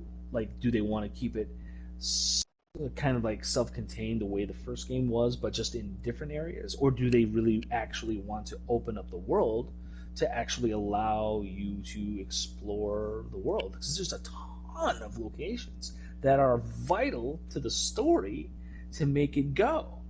That if they were just simply just delete them and say, look, this is what you have to accept the new FF7 remake story is going to be, that would be a very off-putting thing, and it would confuse a whole heck of a lot of people too. It would be very, very confusing. One other thing I'd like to add at the end of this, their plan for the first part of the remake, they're not going to be re-releasing this game on PlayStation 5. Instead, they're going to be relying on PlayStation 5's backward compatibility option in order to play FF7 Remake on the next-gen system. So if you need to catch up and play with the original game, and let's say the second part doesn't come out for PS4 but only comes on PS5, it's not going to be an issue for them. But if they ultimately have to put it on both, they will put it on both. But it looks like anything beyond 3 is not going to be on anything older. Yeah, well, that would make sense going with their timeline of 7 years in between each game. Right. So it's confusing to me. I'll never understand this. Yeah, I agree with you 100%. That is very confusing to me. But also, I'd like to really know how they actually plan on making the data crossover. Like, how is it actually going to work? Because I have a very, very strong suspicion that you're not really going to have a situation where you're basically carrying over everything over that you acquired and learned and mastered material wise from the first game over to the next game. I have a very strong sneaking suspicion that they're gonna give you kind of like a very limited kind of like progress and experience carryover in addition to whatever kind of items and material you've acquired in order to bring those over to the game, because there's a pretty OP artifact that you get by completing endgame missions in Remake Part 1 that you start Part 2 with that equipped, even if your characters all get leveled down to basically level 1 and say, okay, and now for Part 2 you just got to re-level and go all the way up. Even if you start a situation with like that and you port over that one item, and you know what I'm talking about, Genesis, that still breaks the game for you. Even if you start playing it at hard difficulty level, at level 1, if you have that artifact, it breaks it. It's already broken. I think it's going to have to just be not leveling us down, but just scaling these guys above us. Because like I can imagine them going past level 100 at this point in time. Like, okay, you start at 50 and you go up from there. Even if you have that item, let's say that they item don't give you those items to carry or over. God of War it. Well, that's what I'm saying. It could be a God of War where they just take it away. Yeah. Either way, either they don't allow those 100% of everything that you acquired in an RPG over to the second part of the RPG, or they just take it away from you arbitrarily. That people are not going to like that. They could do a mix. Not going to like that at all. They could do because you said you're going to set like different worlds. Like you go to a world and then that tiger cat thing's like, that artifact won't work on this planet because of the gravitational forces, blah, blah, blah, or some crap like that, and then you don't have that artifact. Yikes is what I gotta say. It's yikes. I don't know really what that tiger cat thing is. Tiger cat thing, okay. But that's like one of the biggest mysteries for me hanging over in regards to the FF7 Remake series. How does experience, items, and materia carry over? Because leveling, that's the easiest thing to figure out. You know what I mean? You level cap each game, and then you just keep pushing the level higher and higher. That's level scaling. That's an easy solution. Items and materia, though, that's another thing altogether, because people are putting in. Well, heck, I haven't platinumed that game yet, but I've put in a whole ton of hours, and even though I've mastered a whole lot of materia, I haven't mastered all of them. But it's pretty easy to do on subsequent playthroughs and using the battle simulator. So I could theoretically just have so much. I mean, granted, they're going to introduce new materia for parts 2, 3, and X moving forward, but I don't know. It'll be interesting to see how they incorporate it, because that could be a game-changing aspect to that series, or a game-breaking sensation to the player moving forward. I don't know. I mean, that's a big deal, and I really hope they put a whole lot of time, money, energy, effort, and thought into figuring that situation out. But who knows? They got years to do it, so hopefully. Last one. Mm-hmm. Crash Bandicoot for Super Smash Bros. Ultimate. What is the origin? Spanish Twitter user Nintendata, also a early mention of a 5-year plan for Crash Bandicoot in a spring 2018 issue of Licensing Source Book Europe. I don't know what the hell that is. I'll look it up. I don't know what anything you just said was, but keep going. Okay. The plan included 2017 being the Crash Bandicoot Insane Trilogy for PS4, 2018 Insane Trilogy releasing to other platforms, 2019 Crash Team Racing Nitro Fuel, 2020 Crash Bandicoot on the Run, and Crash Bandicoot 4 It's About Time. What's Crash Bandicoot on the Run? Is that a mobile game? It might be a mobile game. Yeah. And then 2021 Crash Bandicoot crossover for Super Smash Bros. Ultimate. Okay. I'd be shocked if they planned it that far in advance. Oh, so this license, okay, so this licensing book is basically, they're talking about a bunch of different brands and companies in this, and I guess what they intend on combining these with? Oh, okay. And when did this book come out? This was 2018, so I'm trying to find the page that was talking about these 5 things. Let me see. So these 5 things were already pretty well known at the time, I would think. For 2018? Did we know that a new Crash 4 was coming? Well, I'm assuming Activision knew. They have one for Sonic the Hedgehog. They have one for Pokemon. They have one for... Where is this page that they're talking about here? Anyway, keep going. Yeah, I mean, it's certainly possible. I don't know if What are your Activision opinions and on Nintendo. him being in Smash? I mean, cool.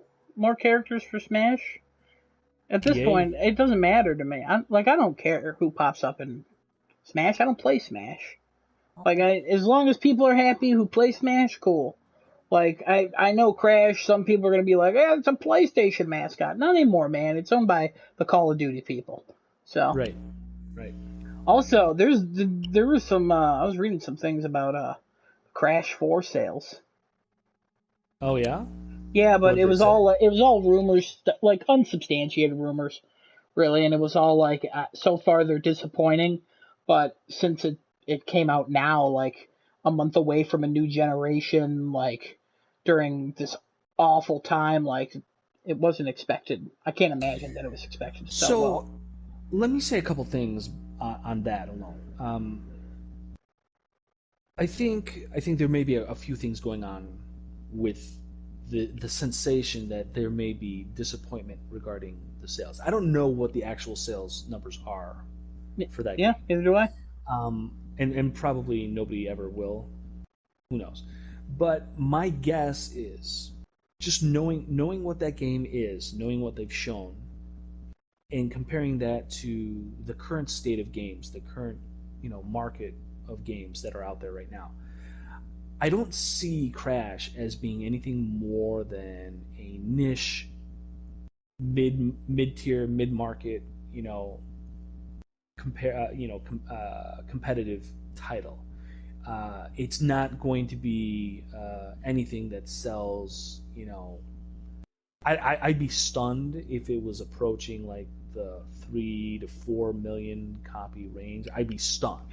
Do we know how much the Insane trilogy sold? I believe that sold quite a bit. I'll look for numbers in just a second. Do a little research on that. Anyways, keep going. But so to expect, and Activision would be definitely the company that would expect, hey, if you don't meet 5 million, it's a fail. 5 million copies, it's a fail. 8 million copies, it's a fail. In a way that not dissimilar to how EA treated Dead Space 2 and the sequel, Dead Space 3. Those games didn't meet a certain threshold for copies sold, and therefore it was a fail. Dead Space 3, absolutely, we can all agree that was just a failure on multiple fronts. Dead Space 2, however, that was a great expansion to the fiction, and it was a little bit of an expansion on the gameplay and the environments and doing things in that series. But because it didn't meet a certain sales threshold, it got the sour look, the side look from EA. So Activision putting those kind of expectations on a Crash game, no. I think Activision's smarter than EA, though. I think they probably put realistic expectations. Oh, you got numbers? I would definitely not give Activision that credit, and not at all. You're a far kinder person to that company than. It's not kindness. It's just they run a business. Yeah, they run a business. It would be stupid as a business decision to think that a game is going to sell 10 million copies when it clearly is not going to sell that much, or whatever it was for Dead Space 2. And yet those expectations are always there. Yeah, they're high expectations are there, but I'll give a little more credit to Activision because typically they They make their games and then they provide sequels to their games. So, Genesis, you got numbers? 10 million after 2019 in February. 10 million. That's For the the last time we've trilogy? gotten For the Insane Insane Collection. Collection, That's the yeah. last time we've gotten 10 million? Yeah. That's for reporting of numbers. After that, I there's no don't. more reporting. That is Okay. insane. How many? You're that right. is insane. That can't be right. 10 million copies. What do you mean it can't be? Multiple news outlets have reported that. It's not one. Yeah, it's they've just- probably it's released that How number. many PlayStation 4s are out there in the ecosystem? 40 million? How many PlayStation 4s are out there? You said 40 million? Like how many? Yeah, how many? There's no, 115 million Oh, PlayStation 4s, I believe. 115. Also, it's on Switch and Xbox. Yeah. So 10%. 10%. I mean, no. Oh, that's. It's also on PC, Xbox, Switch. Like it's not 10% of PlayStation 4 people have it. It's just It's gonna be sold it's gonna well. be close to 10% because as far as I can read here, the vast majority is on PlayStation. Yeah, because it which released on makes PlayStation first, and then there was like a year delay before it came to anything else. Yes, but the vast majority. So like if I had to say out of the 10 million, I'd probably say like 7.5 million. I would think it's less. Well, if the trilogy sold 10 million, then expectations for the new Crash game selling what? Are probably in high. excess of 8 million. Yeah, and now that makes sense. But I also still see it as being. I'm stunned. I'm stunned that 10 million copies of that. People really sold. wanted Crash. Yeah. Okay. I'm still stunned by it. I'm still stunned. But now it makes more sense that Activision would have enhanced expectations sales-wise, and if the new game we don't know that though. No, but it makes even more sense. Yeah, I would think. I would say that rumor would be even less substantiated if that trilogy had not sold anywhere near that amount, and then it makes sense that they would have tempered sales expectation goals. I don't think if that trilogy sold anywhere near that amount, they would even make another Crash. I think if it sold like 5 million, they wouldn't have even thought about making another Crash. So percentages wise, percentages of the Insane trilogy, 82% of the sales were on PlayStation 4. The remainder was split between Xbox One, Switch. That's from GameIndustry.biz again. Oh wow, okay. And then so far the split of Crash Bandicoot 4 is 68% comes out on PlayStation 4. The remainder is Xbox One. But there's no numbers? I don't see any numbers. Okay. They're just showing it's certainly possible that they could see their numbers, but they can't release the numbers to us because they probably pay for like a report that shows those numbers. The only thing I see is that it's. Okay. You guys keep talking. I'll see if I can find it here. Yeah, well, I mean, yeah. So, I mean, hopefully they didn't set an expectation of it selling just as well as the Insane trilogy, because I don't think it will. No. The only number that I have here is in Japan, 10,000 physical copies were sold in the first week, making it the 5th best-selling retail game of the week in the country. That's the only number that I see. That's it. Japan's not really. That's nothing to write home about. Japan's not really doesn't trend anywhere else. Doesn't really give information about everywhere else. But I mean, cool. I guess. Hopefully it sells well. Hopefully people like it, and hopefully we get a new one. I guess. I'm still shocked that it sold that well. I'm surprised you're shocked at that.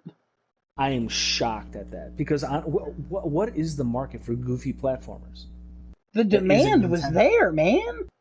I don't understand. I do not understand that demand. I do not understand it. I mean, look who's leading the industry for games. It's not goofy platformers. Everyone who has money who's mainly the video game market was probably a child when Crash came out. So, and they wanted to relive it. I know a lot of people who are like casuals who bought Crash and Spyro. I wouldn't be shocked if Spyro sold more. I can look at that as well for you too. Yeah, look that up. I wouldn't be shocked if Spyro sold more. I bought Spyro. Crash. Spyro. Genesis bought Crash. I bought both. Yeah, I mean, I bought Spyro too, but How much have you played it?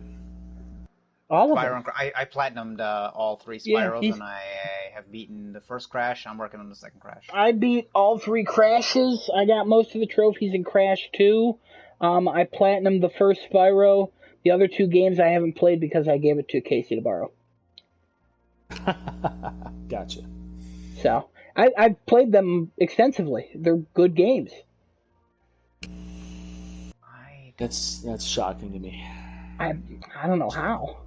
I'm shocked.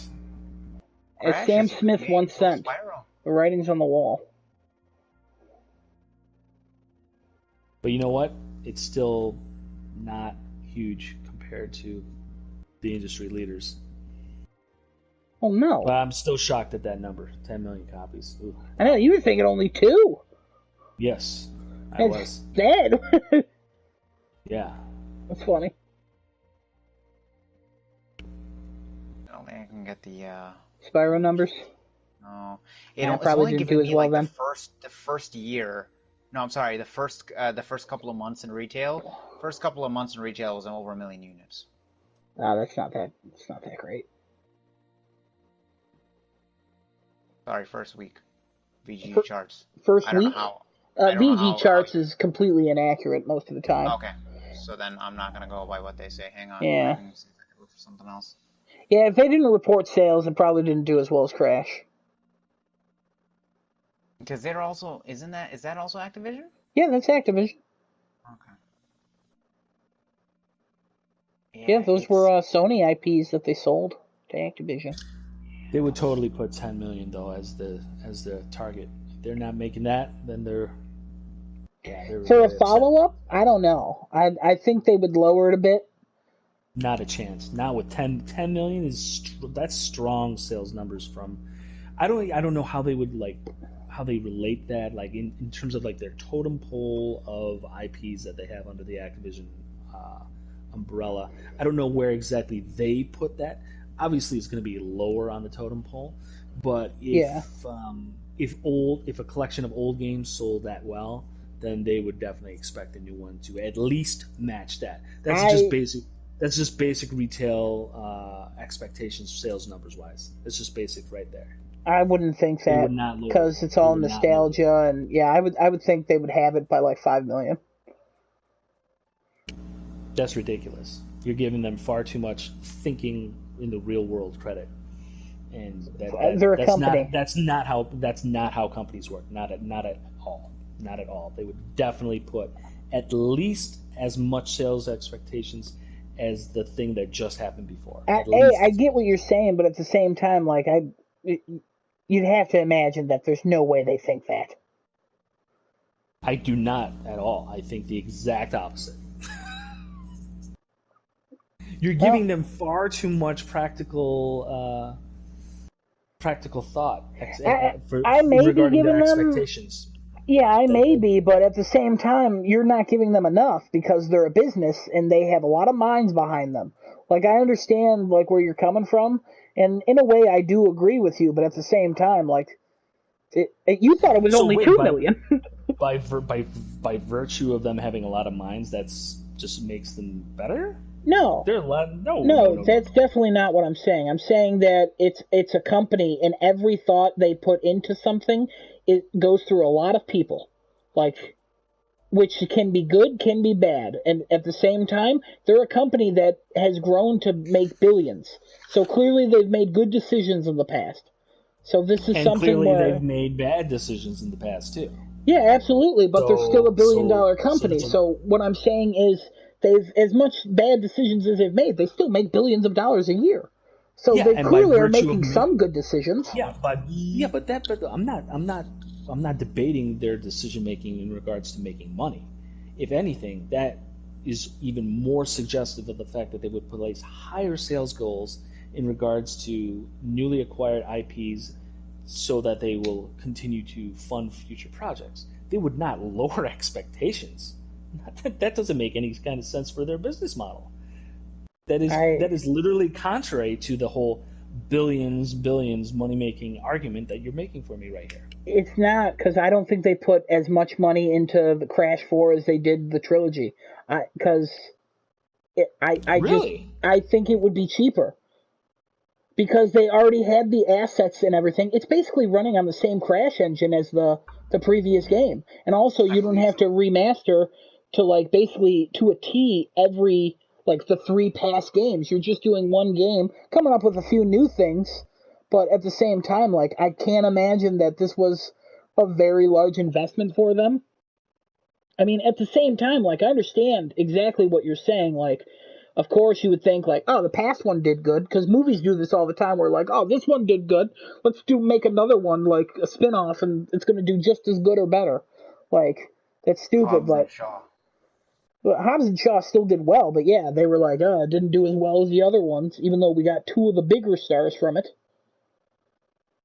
But Jason But Statham not and The the Rock don't do founding. well in China. So, Right. Well, that's the thing. for some reason, Does Vin Vin Diesel Diesel is do really well well in China? loved. Yeah, he's really well loved in China. Weird. Yeah, I don't know. Some actors are just really good in China. I have no idea why. Family. Big gruff white guy, Yeah. China. Yeah. Whatever works. Even though he's not white. I don't know. But yeah, no, I get what you're saying, but I'm not gonna dismiss like, oh, they're a corporation. They automatically think this one will sell 15 million. I guarantee you they do not I don't have the think they highest would. expectations. I'm giving I them don't more think they would credit than see. EA. Which I still don't understand where that's coming from.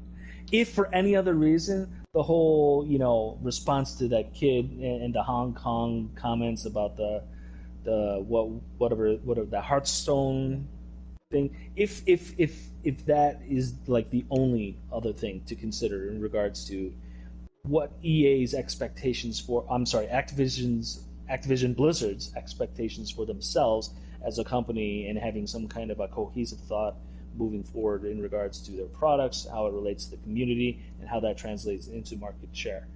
Um, that if that's the only other thing that you consider, there's no way that you should give them more And it's credit not than the only EA. other thing I'm considering.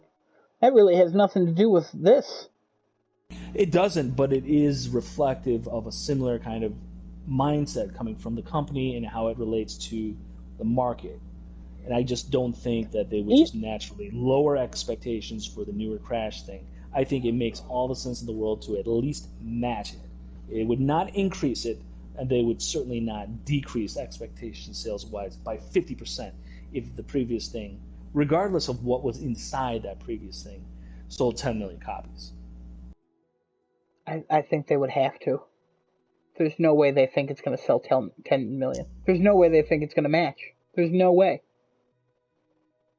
Other than the perfectly reasonable way. Perfectly reasonable and honestly very predictable.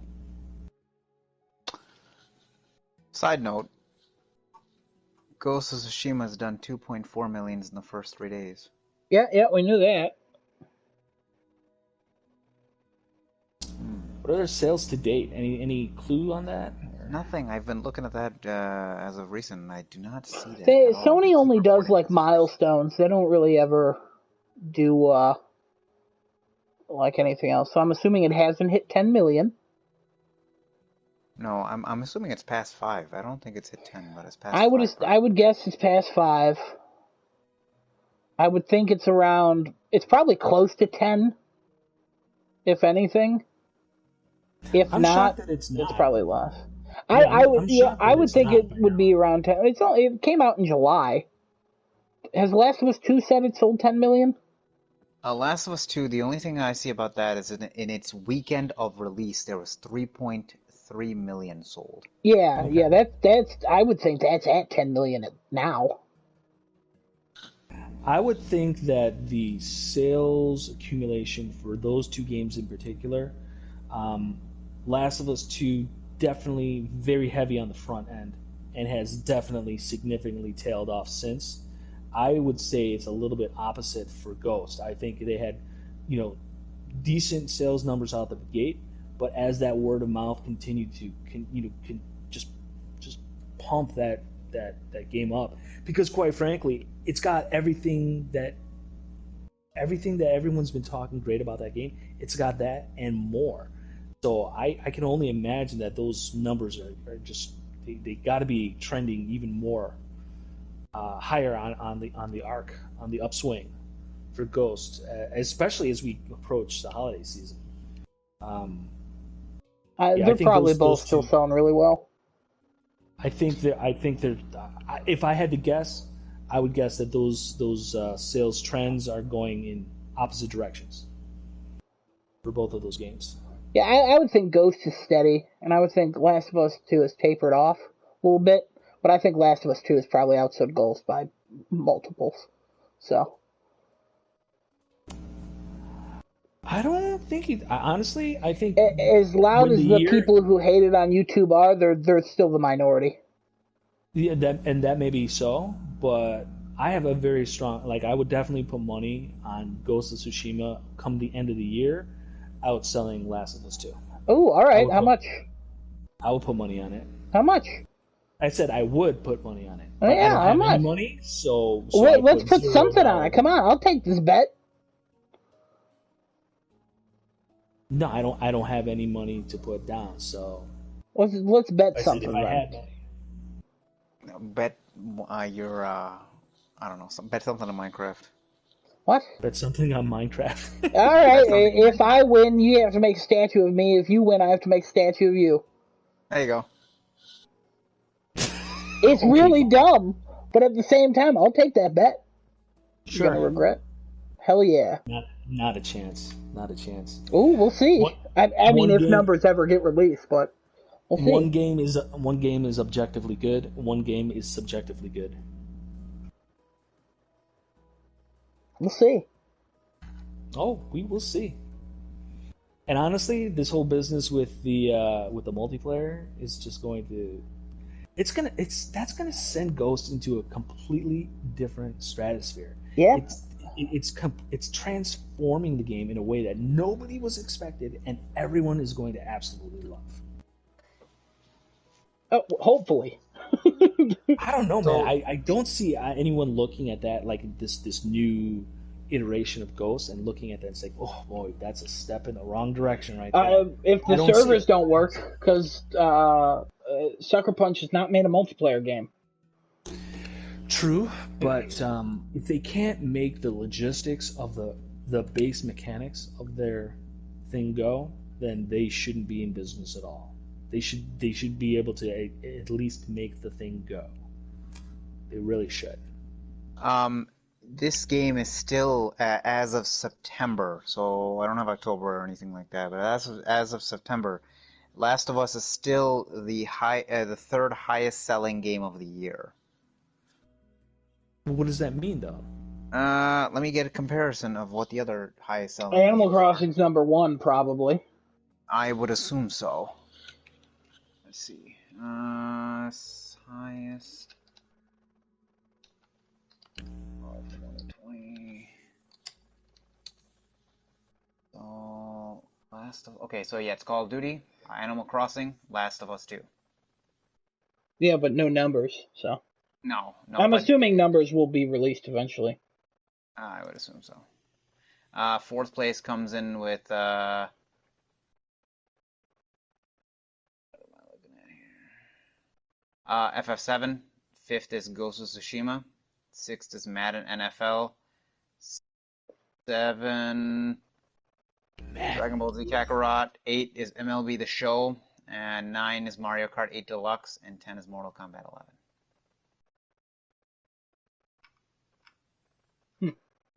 Mortal Kombat 11. Yeah, they're still making Mortal Kombat games. Man, oh man. Yeah, they are. Yikes. People like them.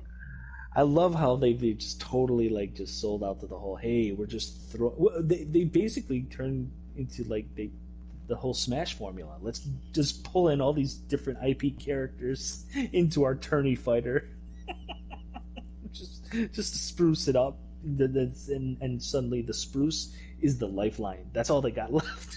Honestly, yeah, a lot of people are just looking forward to that game with that. That's it. Yeah, it's like what other character they're gonna put in? You know, it's gonna be Aren't like they honestly, putting, they're gonna bring in Rocky. Rocky's gonna be in the next. Yeah, I think Rocky is. No, it's Rocky Rambo. versus Rambo.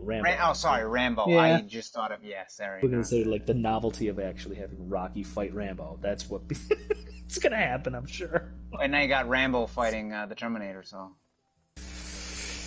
Oh yeah, the Governator. That's great. Oh boy.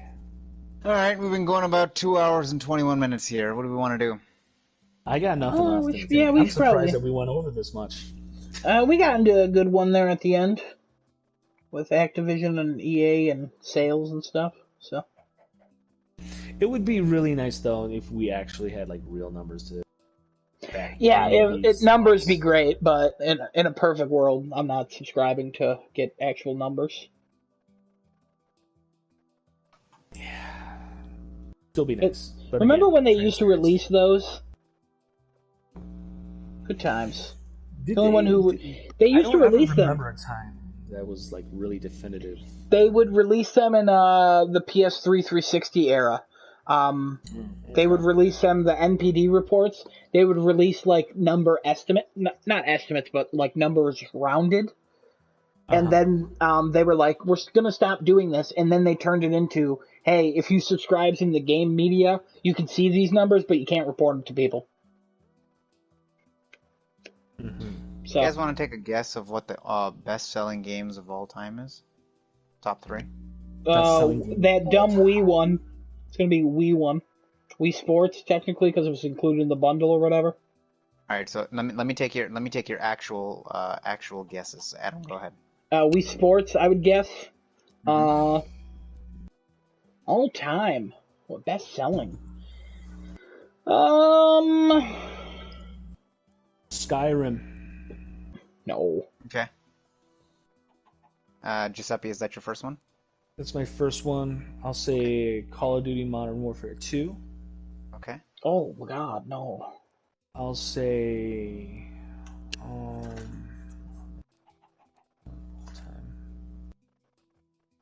game that everyone has. A game has. Easy. Oh fuck. Dude. Whoa. Dude. We're fucking in Minecraft.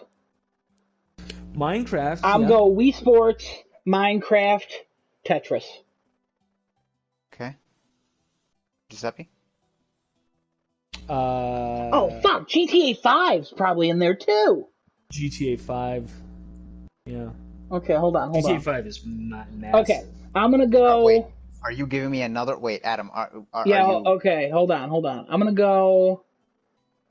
Minecraft. No, GTA 5, Minecraft, Tetris. 3, 2, 1. Okay, and then Giuseppe? Well, I don't have a rank of order, but yeah, GTA 5 for sure. Call of Duty and Minecraft. So, Adam, I wish you changed your order. Why? Fuck! You were literally exactly the 3 games. You had number 1 and number 2 swapped. What? Tetris is number 2? No, Minecraft number 1. Grand Theft Auto 5 number 2. Oh. Tetris number 3. What? Now, when they say Tetris, do they mean every iteration of Tetris or just the Tetris, the platform, a mobile platform, so the Yeah. mobile game. Tetris has to be number 1. There's no way. Minecraft is number 1, 200 million copies. Yeah, GTA 5 is like 115? 135 million. Oh, Jesus, it's even higher than I thought. Tetris is 100 million. I swear Tetris is more. Giuseppe, you were spot on with GTA 5. Modern Warfare 2 is down by 22 million as a total. What are you using? This is a... Wikipedia? What's the reference? Wikipedia and then the references that they have. Wii Sports is number 4, baby. What was the third one you had, Giuseppe? What's that? What was the third game you had? You had GTA 5, Modern Warfare, and what else? Um, I don't remember what gosh, you I said. totally, I totally blanked on it.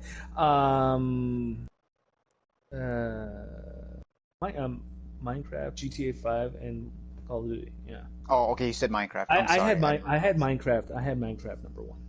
Okay. Minecraft. I'm surprised nobody's mentioned Pokemon. There's too many of them for me to even So care. which one Red, though? red, green, blue, yellow. Oh, That okay. was 47 million. I'm Yeah, that also was a lot surprised against that, them. well, actually, Adam, you said the Wii Play or Wii Sports? Wii Sports, because it was bundled in, so I know that's 80, higher. 82 82? million. Yeah, yeah, I remember. Yep. As many Um, Wii's. As many I'm also Wii's. surprised nobody mentioned, well, actually, Giuseppe, you mentioned Skyrim. That was 30 million. Yeah, Um, Skyrim. Yeah. I'm surprised nobody mentioned Mario Kart 8. It wouldn't occur to Mario me that Kart, Mario Kart 8 would be like the number one. I know Is that the most Mario recent one? Kart, yeah. Okay. Mario Kart, I know sells a lot, and I know Mario Kart is the best selling, or Mario Kart 8, I believe, is the best selling Mario Kart. Because Mario it Kart Wii is the best selling with 37 million, is it and then Mario really? Kart 8 is 35. Because Hmm. I knew, because Nintendo, because we talked about the Nintendo releasing their numbers. Um, Mario Kart 8 was like one of the only games that sold like hotcakes on the Wii U, and then they brought it to Switch with some tweaks, and it's still selling like hotcakes. So, It's crazy. I got one last question, and I guess we can holy get fuck. this done. Oh, What? you're dropping some bombs over there. IGN has Tetris as number one. With Venture Beat Tetris has 425 million paid mobile downloads, That's insane. in addition to 70 million physical game sales. So on IGN's article, Tetris is number one, Minecraft is number two, and GTA is number five. I was right in the eyes of IGN, so I was wrong in real life. What are the top three best-selling video game franchises? Tetris. Go Tetris ahead. is, I guess, yeah, there are different Tetris games. I guess yeah, that counts. So, Adam, give me your three Franchises? franchises. Uh,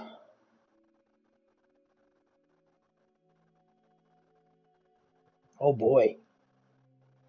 Do you It's want probably do you gonna want to ask? be. I don't know. Yeah, just have you go first, I guess. Pokemon, Warcraft, and Call of Duty. Mm, Pokemon, Warcraft, and Call of Duty. Okay, okay. I okay. remember those. You're probably right with Pokemon, but I'm not gonna do your answers. I was thinking Call of Duty, but I'm not gonna do your answers. I will go. Let's fucking go. Let's do a Mario Kart. Why not? GTA. Let's do. I'm getting there. So, are you saying You win. Mario? Is that a Is Mario a franchise?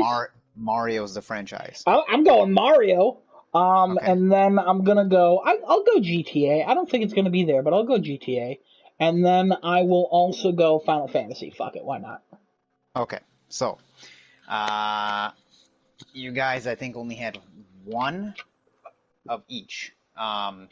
So Giuseppe, you had one right, and then Adam, you had one right. Close. The top is Mario as the highest franchise at Baby. 652 million sales across his entire franchise. The second, Adam, I wish you kept it. Tetris, 495 million total sales. Oh, I forgot about Tetris. I literally said You did Tetris. say that. Yeah, and then I Yeah. just moved on and named 3 games. Third is Pokemon with 368 Yeah. million across the franchise. Yeah. Just to let you know, Grand There's a Theft Auto huge was song. number 5. Right. Call of Duty was number 6. And Final Fantasy was 11. Where's Warcraft? Warcraft is I'm stunned that's not a top 10. Because Warcraft is a franchise. You're talking about all the Warcraft like RTS games plus all the WoW games. That's a lot. That's a lot. a lot of global lot. I'm stunned that that's not like a top 10. Oh. Is it even on there? Oh, God. If it's not on there, it Well, shouldn't. God, what? It's not a good Use your words. Warcraft has only sold 19 million. Warcraft What? is a franchise? That's false. That cannot. This is on. Let me find the proof from this. Introduction to Vivendi, archive from the original. That can't be, because that, like, what one? What was Isn't it, there a the free first one? version of Warcraft? So they're taking this from. What is this webpage?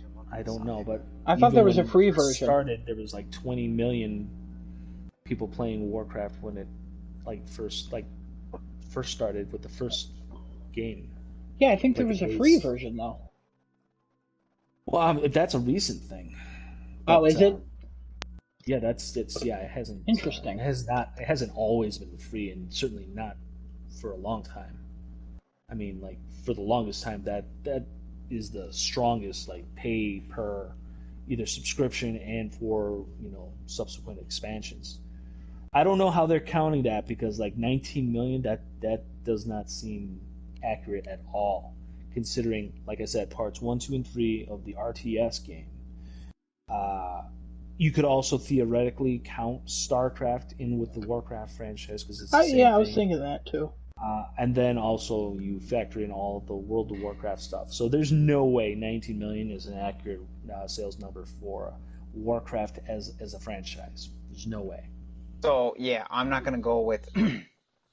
I will find the correct number for you, because this is going based off of a 2008 article that was 19 million units sold since 1996 till 2008. So no, that would be incorrect. I will find the correct number for I you. mean, 96 to 2008 is the high point of Warcraft, I would say.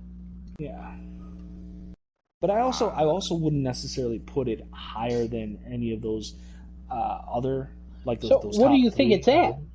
I would think it would be a top 10 at least. No, I mean, like, number-wise, what do you think it's at? If 19, like, if not 19, where are you thinking? Let me clarify, because it does say something else. It says this figure does not include World of Warcraft and Hearthstone. What? Oh, what? Then it's flawed numbers. This figure does not include the main entries of the video game that we're describing here. The fuck? Yeah, that doesn't make it. Adam, God of War sold 32 million. Okay. Yeah. Just letting you know. Yeah, Thanks. I would say that we'd be able to use those numbers if we suddenly, like, discount all of the Mario main entry games and just only count the racing games, the sport affiliate games, the tennis games, like soccer and all that. Oh, those ones sell more than the other ones. I'm serious. Like, Super Mario Odyssey wishes it could do Mario Kart numbers.